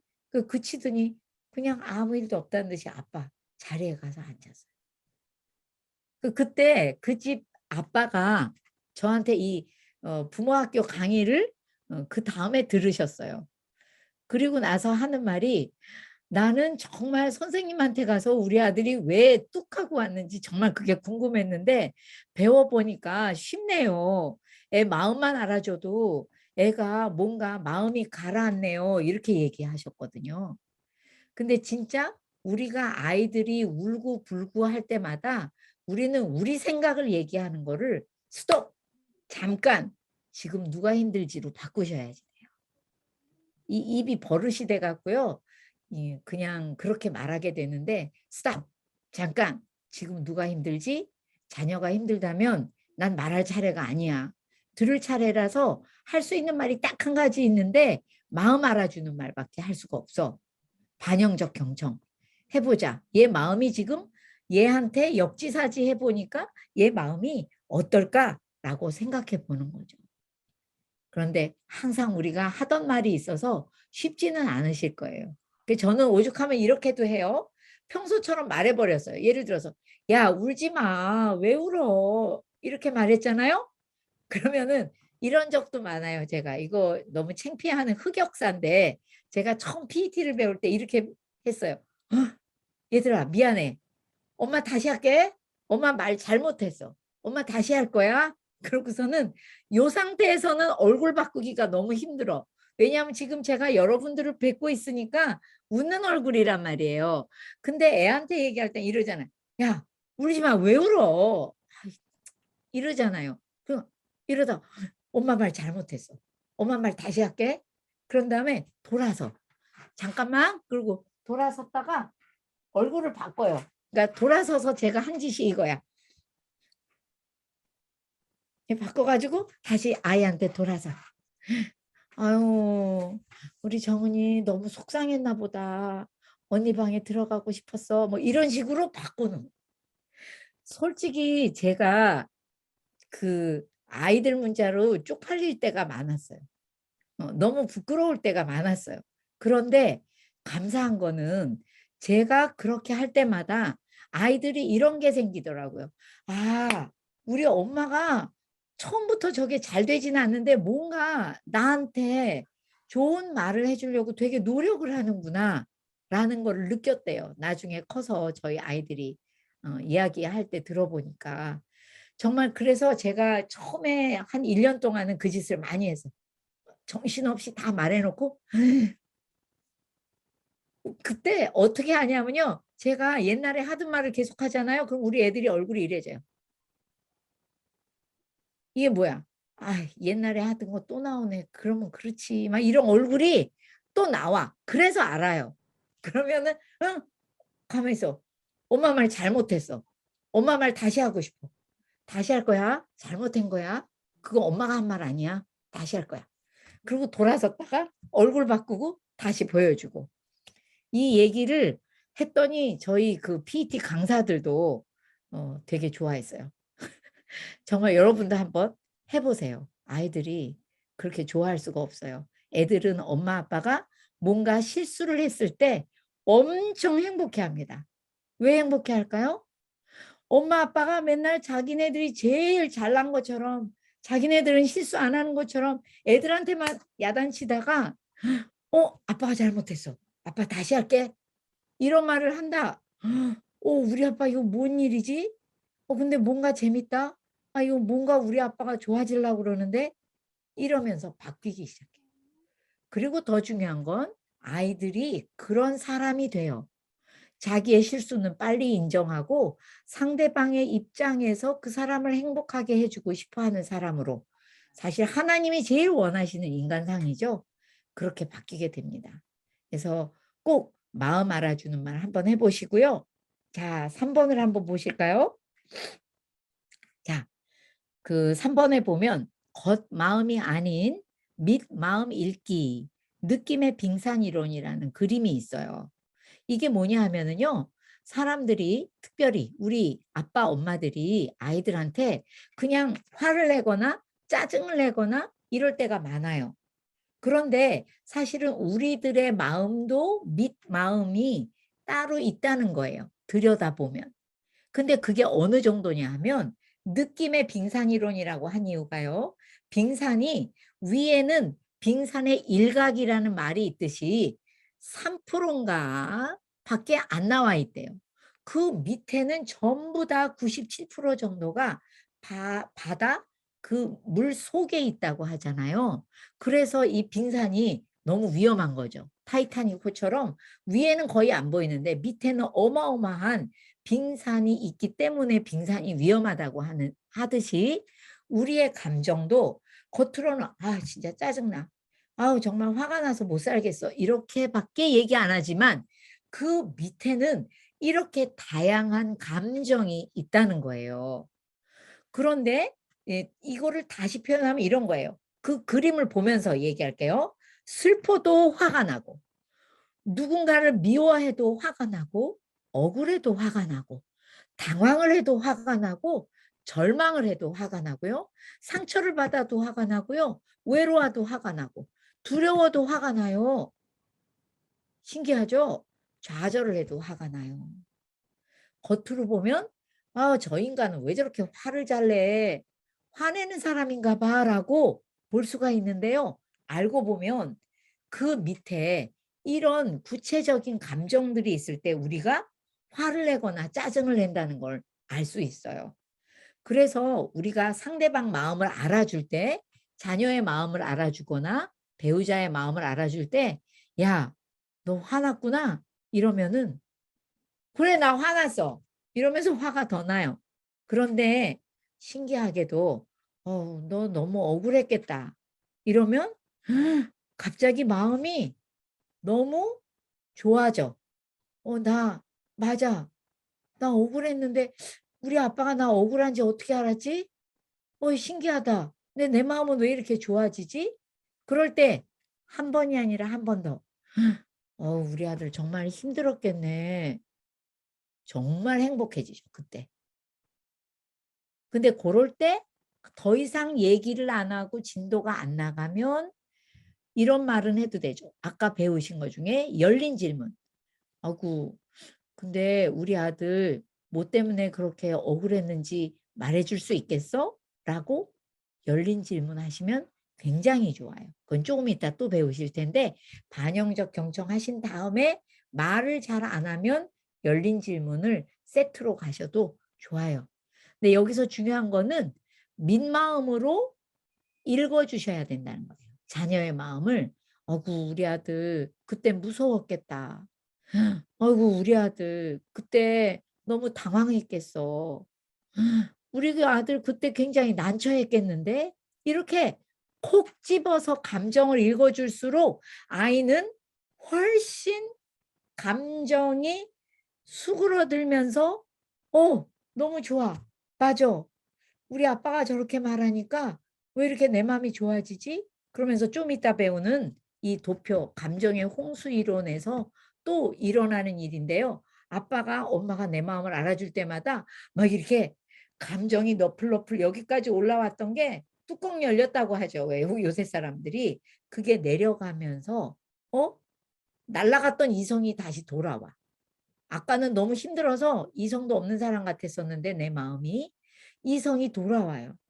그러면서 아이들이 정말 좋은 해결책을 자기가 제시하게 돼 있어요. 그래서 이 반영적 경청을 몇 번 하고 나면 우리 애가 이렇게 똑똑한 아이였구나. 우리 아이가 이렇게 훌륭한 아이였는데 내가 맨날 이렇게 해라 저렇게 해라 지시하고 아이는 그 말이 듣기 싫어서 나를 막 도래지를 쳤었던 거구나 라는 걸 아시게 될 거예요. 저도 이 반영적 경청이 얼마나 좋고 또 마음을 구체적으로 이 민마음, 바닷물 속에 저 마음 깊은 곳에 있는 민마음으로 읽어주는 게 얼마나 좋은지를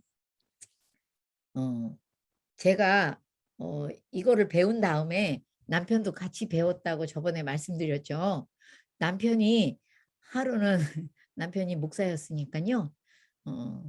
지금은 하늘나라 가셨고요. 그분이 정말 괜찮은 멋있는 남자였어요. 그래가지고 근데 돈이 없잖아요. 목사님들이 뭐 돈이 있으시겠어요. 있는 분도 있으신데 없는 분은 참 없죠. 근데 저희 남편은 없는 사람이었어요. 그래가지고 하루는 이렇게 둘이 동네를 걸어가는데 너무 예쁜 투피스가 있는 거예요. 근데 너무 제가 넋을 놓고 바라봤나 봐요. 넋을 놓고 바라봤다는 건 뭘까요? 살 돈이 없는 거죠. 살 돈이 있으면 문을 열고 들어가면 되는데 쇼윈도 바깥에서 이렇게 쳐다보고만 있었나 보죠. 모르죠. 입을 벌리고 침을 흘렸을지도. 하여튼 그러고 이러고 있었더니 저희 남편이 뒤에 서 있다가 한 말이 있어요.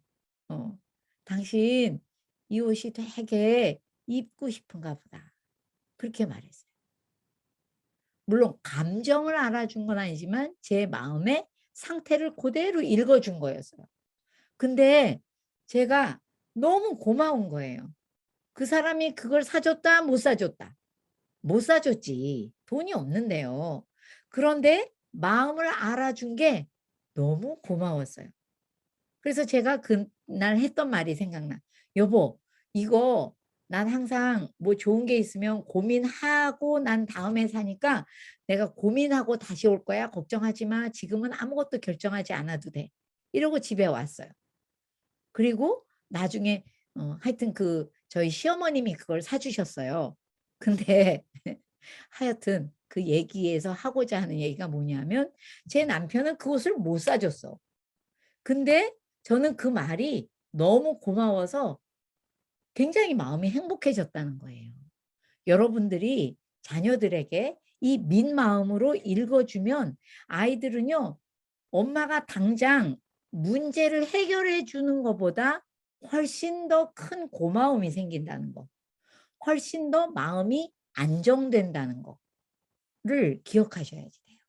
근데 여기서 꼭 드리고 싶은 말씀이 거기 우리 사랑하는 전도사님께서 여기 외로움에다 빨간 표시를 해주셨죠? 네, 이 외로움 여기에 왜 빨간 표를 했을까요?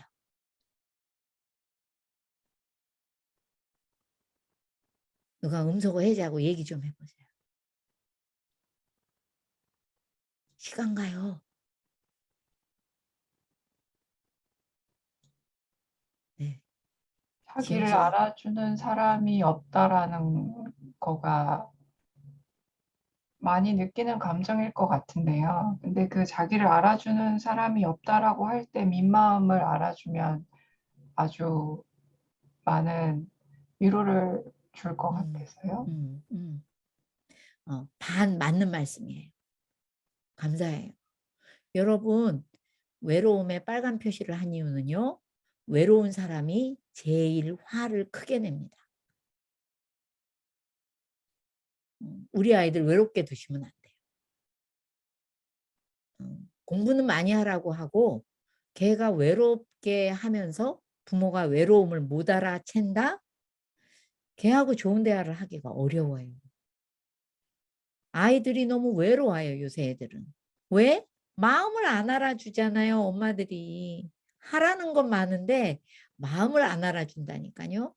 제가 첫째 날 말씀드렸지만 성경 말씀에 하나님께서 너희 아이들 마음 상하게 하지 말라고 하셨거든요. 네, 마음을 알아줘야 돼요. 마음이 생명의 근원이랍니다. 마음이 튼튼해야 뭐든지 할 수 있어요. 정말 정말 뭐든지 할 수 있어요. 요새 아이들은 마음의 힘이 형편무인지경이에요. 정말 코칭을 하다 보면 얘네들이 살아있는 게 다행이다. 이러니 맨날 게임하고 이러니 맨날 야동 보고 이러니 맨날 공부하기 싫다고 여기저기 돌아다니지. 마음에 힘이 없는 이유는 우리 때문이에요. 우리가 할 줄 몰라서 그래요. 안 해서 그래요. 애들이 외로울 때 그 마음의 화가 제일 많이 난다는데 이것을 어디에 적용을 해 보니 딱 맞냐면요. 그 교도소 청송교도소에서 이걸 한번 그 검사를 해봤더니요. 그 제일 흉악한 사람들, 흉악범들을 대상으로 해보니 정말 너무나도 외로웠던 사람들이 대부분이었어요. 그러니까 그들이 느낀 감정 중에 제일 그 강도가 센 게 외로움이었어요.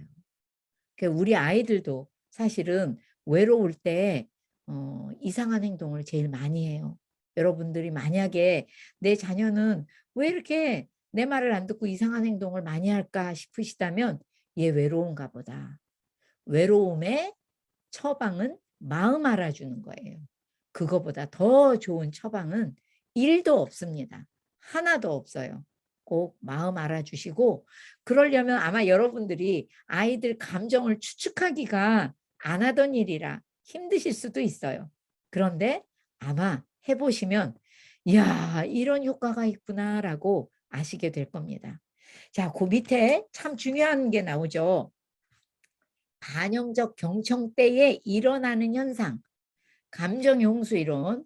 자, 여기서 내가 내 자녀의 마음을 알아줬더니 무슨 일이 일어나서 이렇게 아이가 변화한다는 거지? 왜 마음에 힘이 생긴다는 거지? 라는 것을 알아볼 거예요. 자, 보세요. 평소 상태 왼쪽에 지금 여러분들처럼 강의를 들으실 때는 뭐 여기서 화가 되게 많이 나시거나 이런 분 많이 없으시잖아요. 그러니까 평소에는 위에는 이성이 아래는 감정이 잘 제자리에 있어요. 이게 평소 상태예요. 그런데 문제는 그 화살표에 첫 번째 화살표에 뭐가 써 있어요? 문제를 소유하게 돼서 감정이 불편할 때는 갑자기 두 번째 그림에 어떤 일이 일어났어요? 내 감정이 그냥 순식간에 확 올라가서 감정이 막 넘실대죠. 감정의 홍수 상태. 여러분 홍수가 한 달 열흘 걸려서 홍수가 돼요. 홍수 일어날 때 보면 순식간에 일어나요. 순식간에 홍수가 되죠. 우리 마음의 홍수 상태도 한 달 열흘 걸려가지고 생각해 볼수록 홍수 상태가 되는 일은 극히 드물어요. 평소에 한 1, 2초 기다리면 그냥 확 하고 감정이 불처럼 올라간단 말이죠. 이 감정의 홍수 상태가 됐다는 거는 내가 문제 소유에서 감정이 불편하면 확 감정이 올라가요. 어디까지? 이성의 공간을 다 점령해요. 그래서 거기 그림에도 보면 이성이 쫓겨갔어. 이성의 공간에 이성이 없어. 이성이 다 날아가 버린 사람 같아요. 이때 우리는 어떤 일이 일어나냐면 정말 이성과 생각이라고는 전혀 없는 사람처럼 생각하고 말하고 살인도 저지를 수 있는 때가 바로 감정의 홍수 상태예요. 그래서 정말 이때는 사람들이 꼴 보기 싫은 짓도 너무 많이 하고 나이 먹은 어른인데도 애 같은 짓도 많이 하고 애 같은 소리도 많이 하죠. 뭐 멀리 갈 것도 없고 부부가 싸우다가 진짜 이혼할 거 아닌데도 맨날 이혼하자고 하잖아요. 그 말이 그렇게 쉽게 할 수 있는 말이 절대 아닌데 이것 때문에 하는 거예요. 감정의 홍수 상태라 이성이 날아가서 이성이 맥을 못 쳐요. 이런 말 하면 안 된다는 거를 희미하게 알지만 걔가 힘을 못 써서 감정이 시키는 대로 다 해버리는 거예요. 이혼해, 도장 찍어, 막 이런 말도 그래서 하는 거예요. 아이들한테도 해서는 안 되는 말 하는 것도 그런 거고 아이들이 해서는 안 되는 말을 하면서 엄마 나 쟤 아주 그냥 확 죽여버릴 거야 그냥 막. 엄마 나 제 동생이 없었으면 좋겠어. 이런 말 진심은 아닌데 감정의 홍수 상태에서는 그런 말이 막 나오는 거예요. 그래서 여러분 우리가 알아야 하는 게 있는데요. 내 아이가 또는 내 배우자가 꼴 보기 싫은 소리, 꼴 보기 싫은 짓을 하고 있어요. 그러면 도와줘야 될 때 어렵죠. 반영적 경청을 해야 될 때예요. 그래서 문제 소유 가리기라는 걸 하시라는 거예요. 요때 감정의 홍수 상태가 된 사람은 이성이 날아가 버렸기 때문에 쟤 어쩌면 저런 말을 하지? 쟤 좀 혼나야 되겠어. 야, 네 동생이 없으면 어떡해? 쟤를 뭐 다시 엄마 뱃속에 집어넣을 거야? 어떡할 거야? 뭐 애가 죽으라는 거야? 무슨 말이야? 이런 말을 한다면 엄마도 감정의 홍수 상태야, 그건. 그죠? 요 감정의 홍수 상태에 빠진 자녀를 볼 때는 우리는 그 아이를 도와줘야 할 때라고 인식하셔야 돼요. 자녀를 도와줘야 되겠다라고 생각하시면 됩니다. 이때 문제 소유 가리기를 해서 그 옆에 화살표를 보세요. 마음을 알아주고 감정을 읽어줬더니 어떤 일이 생겨요? 그 밑으로 내려오는 화살표가 감정이 한 번의 반영적 경청을 들을 때마다 내려가는 거예요. 왠지 엄마가 너 억울했겠다. 그럴 때 한 번 내려가더니 그랬어. 정말 힘들었겠네. 그러니까 또 내려가. 아이고 우리 아들 진짜 힘들었구나. 또 내려갔어. 감정이 제자리에 딱 내려왔더니 위에 이성의 공간이 다시 비죠? 얼른 이성이 들어와요. 그럴 때. 그래가지고 생각이 있는 인간처럼 말을 하기 시작해. 그래서 이때 무슨 일이 일어나냐? 문제 해결을 자기가 제시해요. 아이가. 아까 감정의 홍수 상태에서는 엄마 나 쟤 좀 없었으면 좋겠어. 이런 말 하던 아이가 뭔가 문제 해결을 할 수 있는 이성이 들어오는 거죠. 저희 그 막내한테 첫 번째 반영적 경청해서 자기 언니하고 친구들 놀던 방에 들어가던 날을 여기에 대입을 해서 설명하자면 그냥 첫 번째 그림은 저희 막내가 즐겁게 놀고 있었어요. 그런데 언니 친구들이 들어와서 깔깔대고 놀면서 문을 딱 잠가버리니까 아이는 들어가고 싶다고 생각하고 점점 감정이 올라가고 있는데 언니가 안 열어줘. 그러니까 막 확 홍수 상태가 됐는데 그 마음을 저한테 가지고 왔을 때 제가 그 마음을 읽어줬더니 아이는 그 한 방에 쑥 내려간 케이스예요. 그거는. 정확하게 반영적 경청하면요. 한 방에 쑥 내려가거든요. 감정이.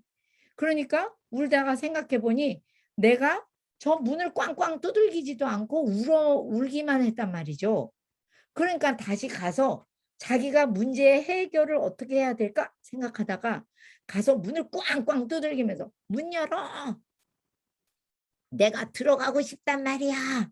라고 얘기한 걸로 자기 문제를 해결하는 거예요.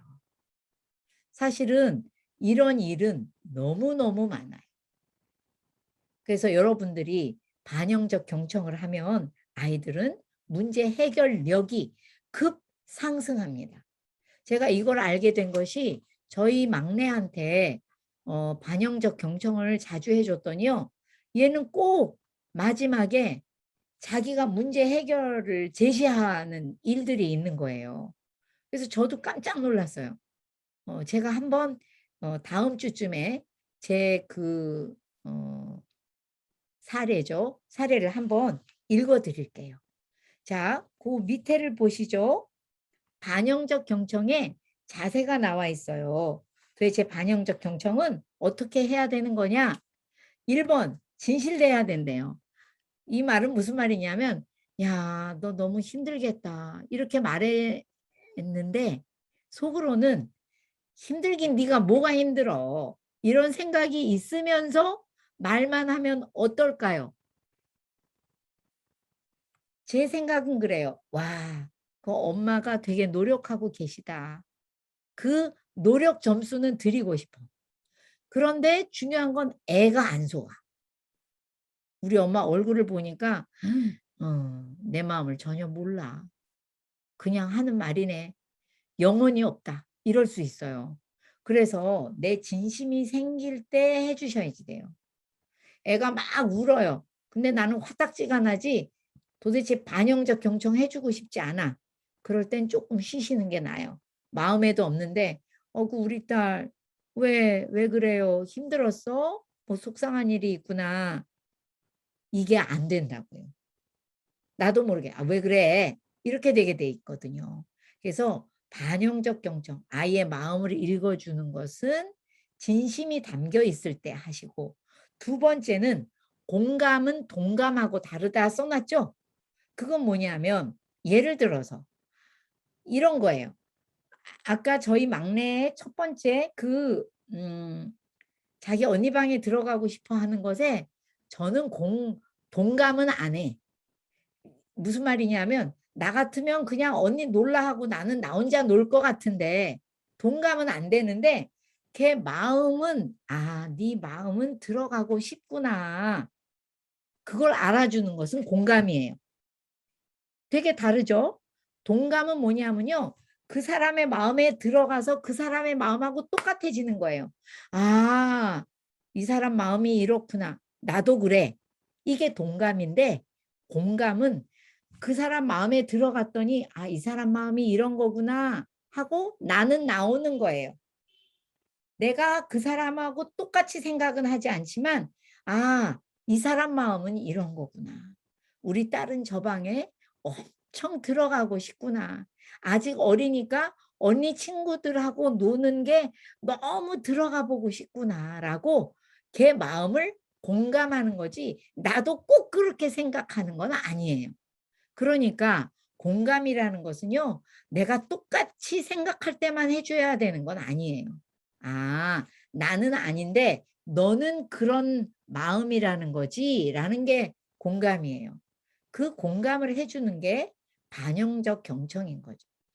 그리고 나서 마지막으로 수용.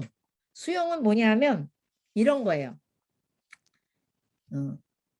애기들이 저희 영아부 엄마 아빠들한테 가르쳐 줄 때 이런 거 많이 가르쳐 드리는데 애기 금방 태어난 동생이 있는데 이제 한 뭐 4~5살 된 형아나 언니가 있으면 엄마 나가자 동생 때문에 못 나가니까 엄마 나가자 조를 수 있어요. 그러면 엄마들이 못 나가니까 안 돼. 아이고 안 돼. 이렇게 이야기하게 되잖아요. 근데 제가 그때도 문제 소유 가리기를 해보면 분명히 바깥에 나가고 싶은 어린아이가 먼저 문제 소유했잖아요. 그러니까 그 마음을 알아줘야지 되거든요. 그래서 이렇게 이야기하라고 해요. 아이고 엄마랑 바깥에 나가고 싶어. 이렇게 말하라고 해요. 그러면 엄마들이 이렇게 나를 이렇게 쳐다봐요. 응? 못 나가는데? 나가고 싶구나? 못 나가는데? 이런 얼굴로 저를 보시거든요. 근데 이때 중요한 것은 못 나가도 괜찮아요. 그런데 나가고 싶은 내 마음만은 알아줄 때 애들은 아까 그 감정의 홍수 상태 그림처럼 하나씩 하나씩 감정이 내려가면서 그래도 내 마음을 엄마가 알아주니까 감정이 좋아져요. 그런데 그때 그 뒤에 넘겨보세요. 6번. 그 다음 페이지에 보시면 반영적 경청과 함께 사용하면 효과적인 열린 질문 이랬어요. 아까도 잠깐 말씀드리다 말았는데 이런 거죠. 아이고 우리 딸이 바깥에 나가고 싶어요. 그랬어요. 그랬더니 나가 이제는 손까지 막 잡고 끌어. 그러면은 이렇게 말하는 거죠. 정말 나가고 싶구나. 또 한 번 반영적 경청해 준 거죠. 한 번으로 안 끝나는 게 좋아요. 여러 번 해주시면 좋거든요. 그러면 정말 나가고 싶어. 이럴 때 열린 질문을 하시는 거예요. 이렇게. 그런데 아가가 자고 있어서 우리가 나가면 아기가 위험할 수도 있어서 나갈 수가 없는데 어떻게 하면 좋을까? 누구한테 질문을 했어요. 나가자고 조르는 아이의 마음을 충분히 알아준 다음에 그 다음에 그런데 엄마가 얘기하는 게 아니고 어떻게 하면 좋을까 아기한테 물어보는 거예요. 근데 여러분 아이고 그런데도 계속 나가자 그러면 어떡하게요. 그런데 아이들도 다 알아요. 엄마가 나랑 나가버리면 아기가 위험한 거를. 그래서 이럴 때도 반영적 경청을 충분히 하면 굉장히 아주 감정과 이성이 고른 자기의 원래 제 자리에 있기 때문에 이성이 돌아가고 있거든요. 그래서 그때 아이한테 열린 질문하는 건 좋아요. 근데 우리가 나가면 아기가 위험할 것 같은데 어떻게 하면 좋을까? 그러면 아이들이 얘기할 때가 많아요. 그러면 아기 깨면 같이 가. 이럴 때도 많고요. 아이들이 생각 없는 애들이 아니라서 너무 고마운 대답을 할 때가 많아요. 꼭 한번 해보시고요. 거기 또 다른 예를 써놓았죠. 학교에서 힘든 일이 있었나 보구나 라고 어떤 아이가 막 울고 있을 때 반영적 경청을 했어요. 근데 애가 아무 대답이 없어. 너무 속상해서 울기만 해요. 그럴 때도 열린 질문 하시면 좋아요. 무슨 속상한 일이 있었는지 엄마한테 말해줄 수 있겠니? 또는 무슨 속상한 일이 있었는지 엄마가 되게 궁금하다라는 게 열린 질문이죠. 이때 그냥 처음부터 반영적 경청 없이 다이렉트로 열린 질문으로 들어가면 질문이 되기 때문에 애들이 대답 안 해요. 그런데 그 마음을 충분히 알아주고 그러면 보통은 이야기하거든요. 엄마 있잖아. 내 뒤에 있는 애가 이러고 막 얘기하는데 오늘은 얘가 말을 안 해요. 그럴 때는 시간이 넉넉하시다면 기다려 주셔도 좋고 지금 물어보고 싶으시면 열린 질문으로 말할 거야 안 할 거야 이건 닫힌 질문이죠. 그런데 엄마가 무슨 일이 있었는지 되게 궁금하다. 엄마한테 말해줄 수 있겠어? 이렇게 물어보는 것은 굉장히 아이들이 고마워하는 질문이에요. 제가 이런 얘기하면 어떤 어머니들은 선생님 그 말이 한국말 같지가 않아요. 그 왠지 외국 사람이 써야 될 말 같아요.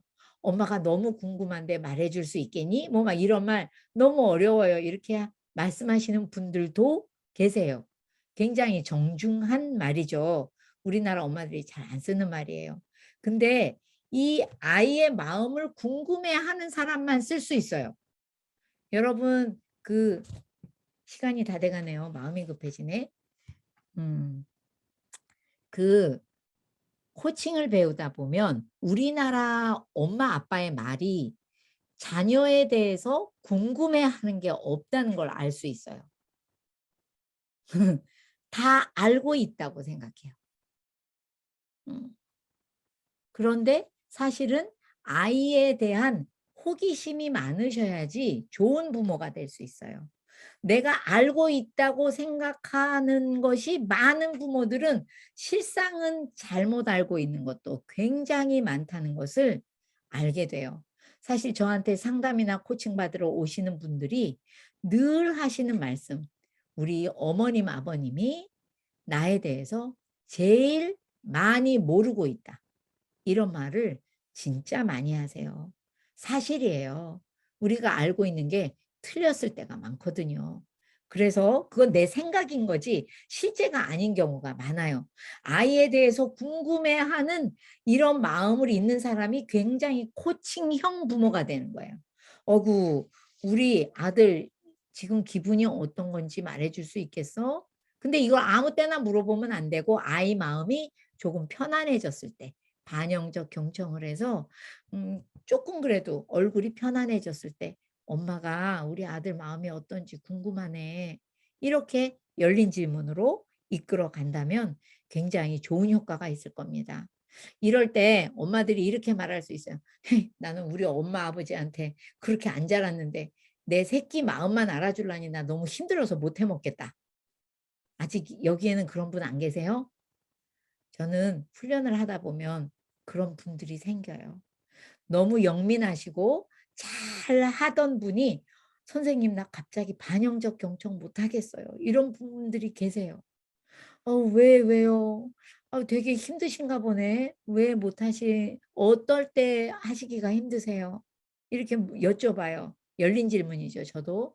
그러면은 그분들이 우리 엄마 아빠한테 나는 그런 말 못 들어봤어요. 이렇게 얘기하시면서 심각하게 갑자기 자신의 상처로 쑥 들어가는 분들이 계세요. 그러면 PT 배우다가 이거는 갑자기 상담 존으로 들어가야 될 지경이에요.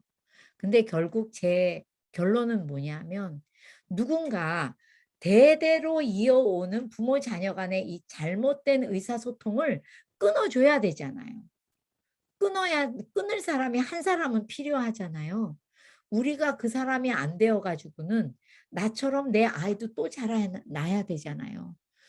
여기 계신 부모님이 힘들다면 뭐 앞으로 배울 상담 코칭 훈련을 받던지 뭔 받던지 기회가 있으니까요. 일단 내 아이를 내가 받았던 그 잘못된 교육, 대화 교육에서 잘라줘야 되잖아요. 그건 누군가 잘라줘야죠.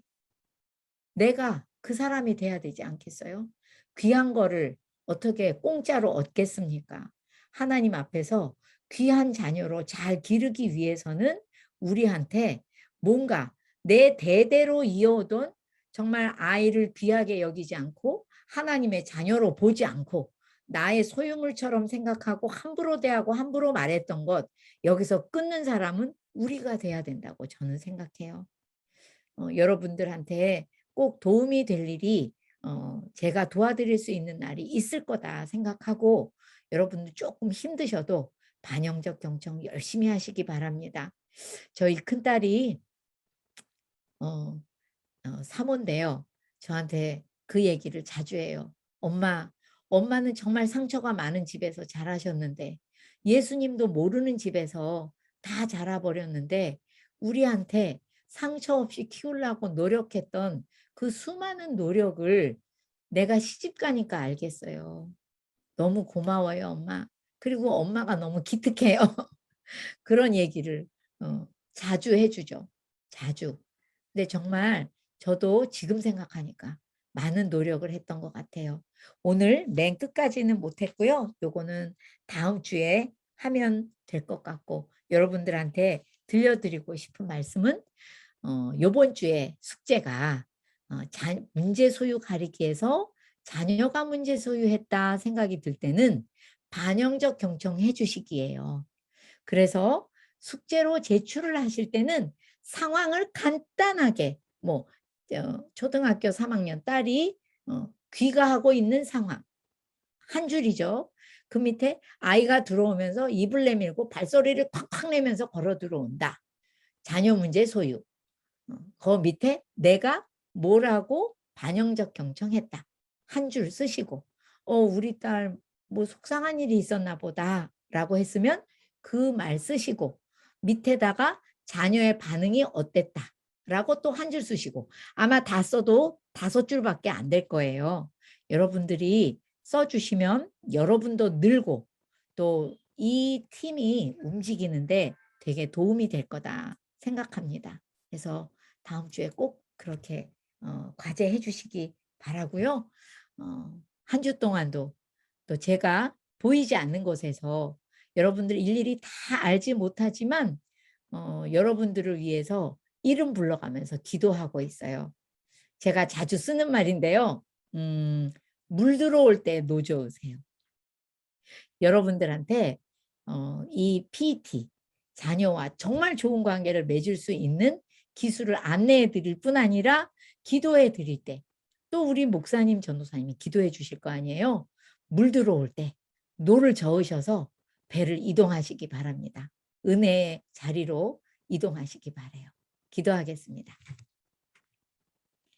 사랑의 하나님 아버지, 오늘도 이 귀한 시간에 정말 이 부모님들이 지치고 힘든 심령과 몸을 이끌고 이곳에 오셔서 정말 좋은 부모, 하나님이 원하시는 부모가 되기를 원하여서 배우셨습니다.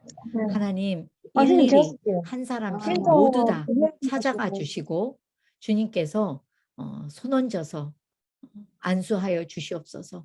이들에게 가장 좋은 위로와 가장 좋은 사랑과 가장 좋은 가르침을 주셔서 정말 자녀들과의 그 시간이 바뀌는 놀라운 경험을 할 수 있도록 주께서 역사해 주시기를 간절히 빌고 원합니다.